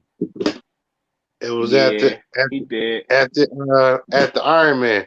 He couldn't get the Iron Man the money. I'm dead serious. I heard it was like he couldn't get the money situation right or whatever, and then he got into like going back and forth with the director and all that, and then might have got more blacklisted. He caught it too, right? What? Yeah, he was in Iron Man Part 1. Bonds. He's in the first one. He caught a case like with some girl. I think he caught a case. Oh, he had some problems with some girl, some public situation. I don't know. He did have something like that. He has something going on. I put him in abuse. I put him in a boat with Ving Rhames. You know what I'm saying? Like Ving Rhames, another guy that had the potential, of being like a superstar. But I see what Ving was. Ving was a goon though. Ving was from the street, so he didn't did time in jail and all that. Ving put Nipsey in movies and all that too. Like I know somebody else that had a relationship. He did help people out though. Yeah, he looked out for Black Child. He had Black Child. You know what I'm saying? Had a relationship with Black Child. And he got a relationship with Ving Rhames. And Ving Rhames flew him out being movies and all that. Like Ving Rhames was reaching out to like good niggas, but he came from jail background and all that. So his background a little different than Terrence Howard. Okay. True. Let's see. Let me look into Terrence Howard's movies right here, guys. The Best Man or whatever that is. All right, so we had Who's the Man, Lotto Land. Lotto Land was right before Dead Presidents. He was in Sunset Park with Fredro Starr. Yep. Butter, which I'm in 1998, which I'm not familiar with at all. Butter is a 1998 action film starring Ernie Hudson and Nia Long, Tony Todd, and Donnie Wahlberg. Okay. I might have to watch that. I never saw that. Yeah, I was about to say that. Now look, Twiz, you might have seen it on cable back in the day and just forgot about it. It had to be on BET. It had to be on BET. He was also in Spark in 1998, which I'm not too familiar with. Oh, yeah, true. Seems interesting. I've seen that. Let's see. Then he did I don't know what this is in 1999. Best Laid Plans with Reese Witherspoon and Josh Brolin. Damn. Who the hell did Bonds? Who the hell did he play? And who did Terrence Howard play in Big Mama's House? A cop or something? Oh no, I think he was a bad guy. Was on that John. Big Mama's House. Yeah, he's a Billy. This isn't good, you guys. I'm really looking like, how could this guy be a big star with the movie roles he had so far? He was on the Ashanti video too. That's right. And he was in Players Club. He's in Players Club too. Oh, I'm sorry, I missed that. He was in the Players Club after Spark. That's a fact. And he That's was a also fact, in The Rosewood. Best Man. Yeah, The Best Man with Tay Diggs. That was a big joint. So Yeah. he's getting some of his supporting roles here. But what did he do in Big Mama's House? You said he was the villain, Rosewood? No, that's honestly, I think he. I'm not. I gotta look. I gotta look and see who his character was. Or was he a cop? I don't know. Yeah, gotta watch that joint again. That's a throwback right there. The original Yeah, joint. because I'm still thinking about what he was in Players Club. So I'm trying to think. I gotta go back and look at Me it. too. Oh, guys. I can picture his face Remember? on there. Guys, remember Terence Howard played the stalker boyfriend of Nia Long. That's what. Right. Yeah, Right. that was He was the that was villain. a He good was the bad joint. guy. That's Bonds, you right. that's a newer joint. That's a newer joint. And guys, interesting enough, in Butter in 1998, he acted in that movie with Nia Long as well as, and then in 2000 he worked with her again. I don't know what this movie is. Love Beat the Hell Out of Me. Nah. But he was also in The Wash with Dr. Dre, Eminem. Damn, I'm trying to Dang, picture him what? on the wash. Damn, yeah. Right, I'm trying to. Damn, what scene did he play on that He joint? was only an extra. It says he was an extra. Oh, all right. Oh, I okay. remember Snoop, Dre, Ezel. You know what I'm saying? Like, Right, I remember I mean, everybody that worked there. Yo, I gotta go Yeah. back and look at if he's an extra. didn't Eminem leave like a crazy message on the boss's phone or something like Yeah, he that? came and shot it up. He came and was shot the snapping. watch up at the end. Cause, That was a cause cool little cause cameo. Richard. That's because He worked was- at the car wash and he was snapping because he got fired. He got fired. This is a perfect Yeah. segue. This is a perfect segue because Terrence Howard was also in Heart's War with Colin Farrell and Bruce Willis. It was a war movie, but it was more about a court case, you guys. Bruce Willis set up this whole court case so they could dig like a little ditch and escape from a prison and jail. Okay. But yeah, Bruce Willis is pretty crazy, you guys. They had called him to be in the Expendables Part 3 or something like that, or Part 2. Maybe it was either one. And he had 4 days of work to do, and they were going to pay him allegedly $3 million. He said, no, I want 4. And he walked out on it. What do you think about that, Rosewood? Especially with now he's doing all these weird ass movies that are so B-rated. Why would he walk away from 4 days of work for $3 million? I mean, only thing I could think of is he wanted taxes. You know, he wanted his money straight up. Listen, I need that 4 million so I can get this after taxes. You know, and best believe Bruce Willis, he old school Hollywood. You know, him and Mel Gibson, same era, so they know how to stack money and keep money, and they can do all those little B movies. They still got a core audience that's gonna watch them. Yeah, but Rosewood, he's probably Real Prophecy. He said Bruce got bread, bro. But I mean, if he goes out to shoot a movie, he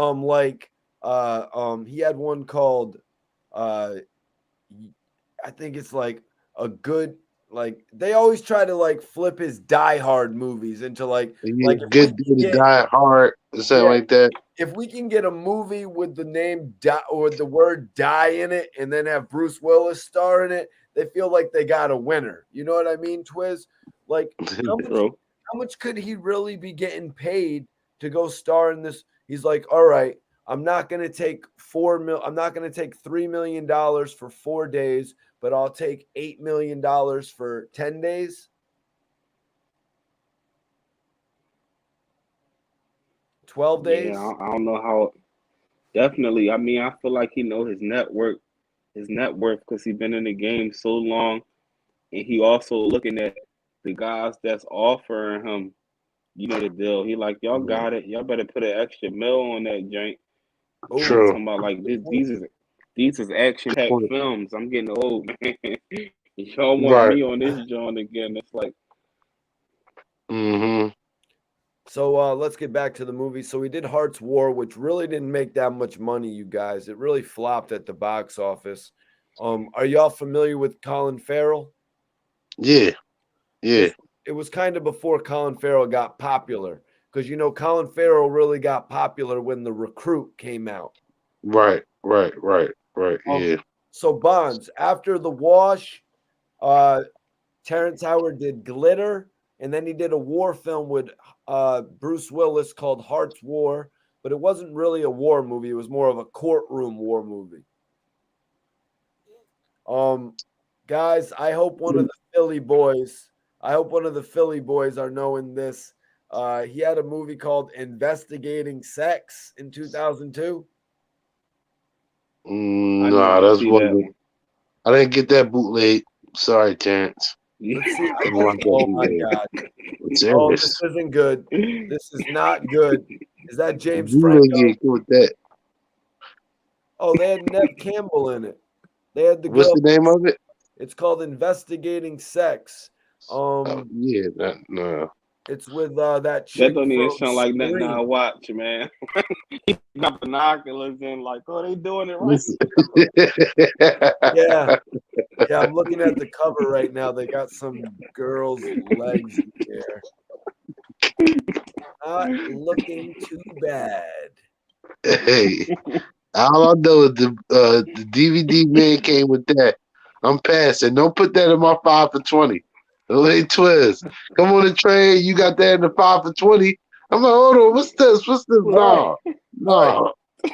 No. You guys know the movie he did where he played T-Roy. It was called Love Chronicles in 2003. No, I heard it. No, yeah, I heard the Love Chronicles. I haven't seen it, but I know that Yeah, I movie, never though. saw it. Yeah, I I know that haven't movie, seen it though. either. I hope it's not a. If it was a movie about several different stories, I really aren't. I'm not big into those where it's like 3 different stories in one movie. Mhm. That shit throws me off. I'm not into it whatsoever. Yeah. But you guys have to know this movie, but you probably don't know him by character name. He played Choo Choo in Biker Boys. Damn, he's in Biker Boys? Yes, he Well, was. Ice Cube? It's Ice Cube movie, right? Real rap. No, I that don't was Torque. That was Torque that you're thinking. Okay, all right. Biker Yeah, Boys is the other one. yeah, They both yeah. came out around the same Biker time. Boys. Yep. I think Biker Boys is the joint where he died at the beginning when they was doing the race and everything. Like they was doing that race and somebody had died and everything. That joint was crazy. Ludacris, I think, was in that joint. Was Yeah. Luda in Biker Yeah, was Boys? he? Or am I thinking of Fast and Furious? Lucas is in Fast and Furious. I get Torque and Biker All Boys right, nah. always mixed up. Ice Cube, because I'm like, Yeah. yo, y'all got the same exact. I remember they coming out around the same time. I said, these are the same exact movies. You got Biker Boys and Torque. Wow. I mean, Wow. You're on the same shit as me, Rosewood. Yep. We're on the same. We're all in the same. unfortunately, bootleg he hit me with them Jones. It's in the 5 for 20. You Wow. know, got a Biker Boys. All right, man. You know how it be, Twitch. You seen everything. Let me Real put this rap. in. So, guys, we're in Real rap. 2004 now with Terrence Howard, and obviously we're at the outro of the show right now. We've passed our topics. Outro. We have an intro. We have an outro. We appreciate you all for staying in tune, man. You're probably Definitely. interested in some of this talk, but he got nominated for a lot of Best Supporting Actor awards, and I want to say, man, I want to say this is one of the exceptions for those movies where it breaks into like several different stories. He was in the movie Crash. Mm-hmm. He was in the movie Yeah. Crash, where he had a good role. That was a good movie. Now that's when I think he started picking up steam. You know, you see how he was doing the supporting, and then like Crash. That it seemed like he's around. So it seemed like his ceiling was very, very, very, very high, and it just seemed like it stopped. When Iron Man came. Yo, look, everybody's messing with you guys being the Philly boys. George said, "Hell nah, this Philly guy didn't know it either." So he's because I had asked you guys. That's Brandon right there, man. Hey, George, Ray definitely was a good movie, man. Jamie Foxx, he executed that, man. Like he did his thing on that. Perfectly. Yeah, because that's where we're That was going next. yeah. He made Ray. He was in Ray, actually. Terrence Howard was in right? Yeah, Terrence Howard was in Ray. Yo, he's in sneaky with everything. it. He is. He's in everything. Yeah, what did he do in there? I remember Bakeem Woodbine, you know, for putting him with a dope. Bro. He was an extra. Let me find out he was an extra in Ray. No. You know, Terrence Howard had the ill scene in Ray where he's like, "No, you can't do it like that. That's not how you're supposed to do it." Yeah, you're right. I gotta watch Ray. I gotta go back and watch Ray. Oh, was he a junkie? Was he just a junkie stealing from Ray? I'm not sure. Oh, okay. Salute. So that's what he did next. He got nominated for a Screen Actors Award for Outstanding Performance. I doubt anybody's gonna know this. Hopefully, you guys don't roast me like you did for investigating sex. He made a movie called The Salon. I guess maybe he wasn't in it too much. I'm not saying. Oh no, there he is there he is right on the cover. 2005. It's got to be sort of a play on Barbershop. But this isn't no, Vivica Fox was in it. So it's not it's not Queen Latifah. What's the one with Eve in it? Nah. What was Queen Latifah's one called? Was that one called The Beauty Shop? Yeah. Okay. So this one was the barbershop. A beauty parlor. So he did that. He played Patrick. He didn't get any award nominations for that. And then he did Hustle and Flow, where he was nominated for the Academy Award for Best Actor. Facts. The Golden Globe for Best Actor. Facts. What do you think, Bonds? How much did you like Hustle and Flow? Did you go to theaters and see it? I didn't go to theaters. What year was that? That was actually, I want to say 2005. I was going to say 2006. Just to That's be real fact. with you guys. That's a 2005. fact. It was 05. It was definitely 05. I like that movie though. It was a good movie. Yeah. I like that movie. It was like, oh my God. I just saw something I wish I didn't see. What? Oh my God. So this guy, Terence Howard does Crash, where he gets nominated for awards. He does Ray, and then he does Hustle and Flow, Rosewood. You got a real Smack DVD look to you right now, Rosewood. It's vintage Smack DVD, isn't it, Bob? Get my young Bob on. So 2005, he does Hustle and Flow. 2005, he does Four Brothers. We all know Mark Wahlberg was in Four Brothers. Four Brothers. But yo, what in the blue hell? In 2005, Vin Rhames, Terrence Howard, they do Animal. 2005, a direct-to-video movie. Why in the hell would Terrence Howard? He did it as a favor, didn't he, Rosewood? It had to be. Had to be a favor. Vin Rhames probably his man. You know, it's probably cool. Rock, I'll do it for you. You know, it's not that deep. We cool. That's the only reason why I could see it. And I don't think that really derailed his career. I think he was just showing love. Yeah. You know. You don't think Terrence it derailed Howard, his Terrence career? You just said the man was I don't think that was the one. I don't 3 think. films ago. He was looking up. Where he goes. Let's see where he goes from here, then, Rosewood. Nah, see, Terrence Howard probably. Yeah, I'm clear. I was just saying, Terrence Howard, like one of them old heads. Ving Rhames probably hit him up. He was at home drinking a beer, like, man, just give me 7,000, man. Yeah, we gonna get it done. You know what I mean? I'm gonna look out. Or Twiz, this movie possibly could have been filmed several years back, maybe. That's true. That's true. Or he could have got the sponsorship budget and just gave him the whole budget to Terrence Howard. Who else was in the movie? Probably nobody else famous was in there. Yeah, I know. Animal. Chaz Palminteri, Jim Brown. Yeah. Everybody else was under 5,000. Right. It says right here, the film's profits were the subject of a lawsuit against the film's distributor. We're not going to get into that, but Twiz, you seem interested in Four Brothers, and that's another movie that Terence Howard actually got nominated for the Black Reel Award for Best Ensemble. Now, it says here that Terence Howard played Lieutenant Green. That movie's mostly known about the Four Brothers. How much of a role did that lieutenant actually, if any of you guys actually know, Twiz, give it go first, but how much of a role did that lieutenant really play into the movie for it to be a Best Ensemble Award? That's a hard call. I mean, it was a good movie. It had a good twist to it, but I don't think it was one of them Jones that took off crazy either, man. You know what I mean? It's like it had so much going on with it where it's like, they was like, I believe they was like the brothers, they was adopted and stuff and trying to get revenge for their mom and everything. So like it just was a tricky movie.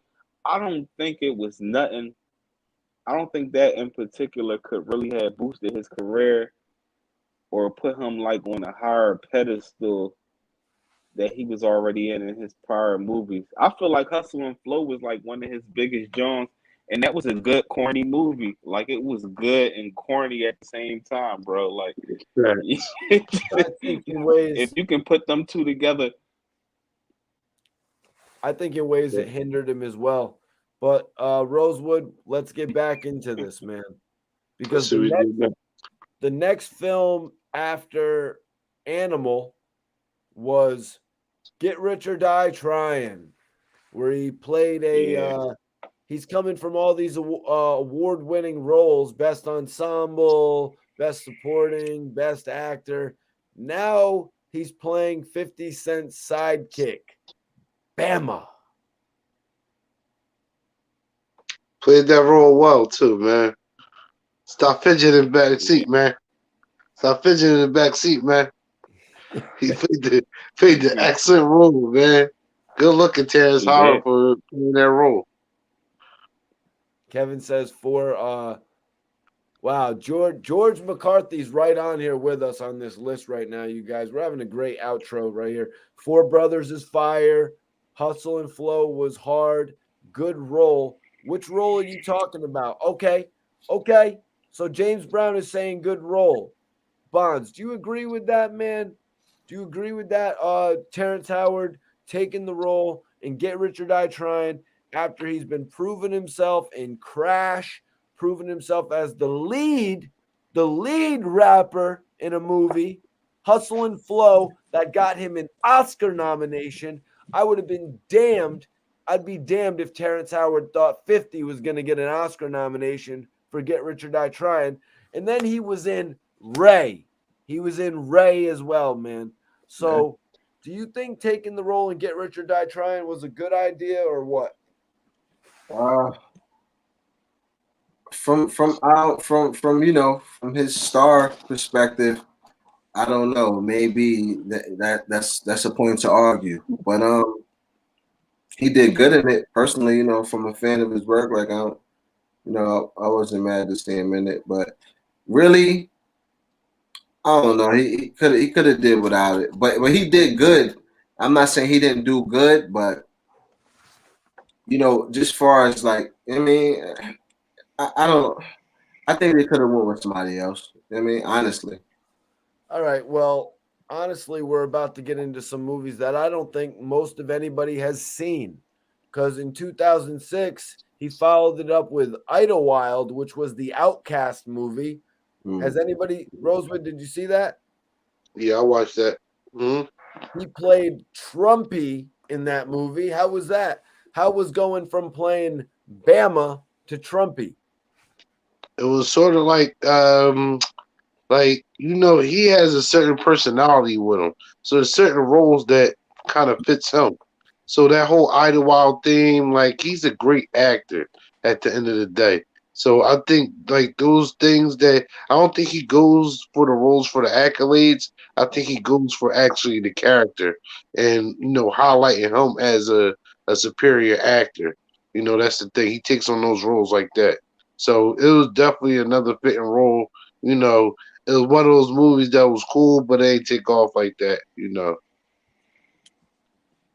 Yeah, it really didn't take off much like that. Twiz, did you ever get a chance to see that or Bonds? I ain't see it. I ain't gonna lie. I don't see that, though. One one one thing I just want to say something. One thing about Terrence Howard is he's a great actor, man. He's a great actor. But Cat Williams said one time on the interview is like you can be a great one of the greatest actors, but if the script and everything ain't proper, it's not going to be right. If the movie and I'm talking about like it's also up to the script and what the guy is acting out. He always had the potential to be a great actor in every movie. It's just that he didn't have the Hmm. best scripts in some of his movies. That's safe to Bonds, say. Twiz. Yo, who am I getting an echo from? Who just changed their whole? Who just changed the setting? Chetty Yep. is a better actor than Howard. Yeah, Twiz. Hold on. Twiz, what'd you just do to your audio? Oh, my fault. Can you hear me now? I don't. My headphones had died, so my joint had muted. Okay. Yeah, turn Can you hear your. me now? Yeah, we can hear you, but we're just getting an echo from you. You probably just gotta turn your phone volume down a little bit. Yeah, turn your phone volume down. What was it? What was it? What? All right. So what movie we on now? We are actually on Pride. Yo, Twiz, turn your phone volume down. Which Yeah, Twiz, it's your Bonds, unmute. Rosewood, unmute. You guys are good. You're something's going on with your phone, Twiz. all right? My headphones died, and my phone about to check. I guess I'm about to just tap out of here because I don't want to mess the stream up in the audio or nothing. No, All right, that's cool, my J. All we'll right, catch man. you in a bit. All right, salute, brothers. All right, have a good night. All right, for All sure. right. All right, cool. But yeah, man, the next film's really this movie called Pride in 2007, which I'm not too familiar with. Actually, Bernie Mac is in this movie as well. I never saw it though. So then he had a movie called The Hunting Party with Richard Gere, Jesse Eisenberg, Diane Kruger, which I'm not familiar with either. The next one I'm really familiar with is this one with it was called The Brave One, and it actually starred what was her name? She was in The Silence of the Lambs. Jodie Foster, I was pretty sure. Yes, Hmm. Jodie Foster. Yeah, Bonds knows what I'm talking about. Jodie Foster was actually like an abused woman or something, right, Bonds? And then she started like capping all the husbands that were abusing their wives and stuff. Is that what was going on? Something like that. Yeah, that was a while ago too. What year was Yeah. that? 2007. Yeah. And you remember what he was doing to her? Remember what Terence Howard was telling her, Rosewood? He was like, He was. if she was smart, she would know that one more piece of evidence is going to get her locked up. Yeah, that was a good one right there. Hell yeah. Terrence Howard got a lot of movies. But That damn, was a I'm just movie. wondering when the hell did Iron Man come into play? That's what I'm waiting for. So he had a movie called August Rush, which I'm not familiar with. I ain't heard of that. Do you guys remember that movie called Awake with Hayden Christensen and Jessica Alba? Wait, nah. All right, so you guys, Hayden Christensen, he was in the Star Wars movie, right? He played Anakin Skywalker.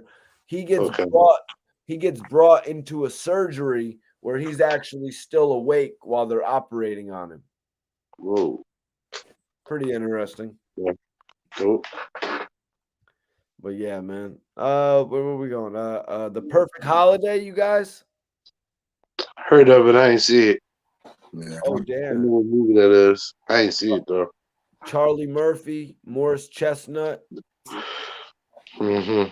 Peace, Charlie Murphy. R.I.P. Charlie Murphy. Yeah, funny as hell. And then 2008, he does Iron Man. And that's where the decline. The Decline? Nah. Yeah, the Iron Man. That's what I said from the rip.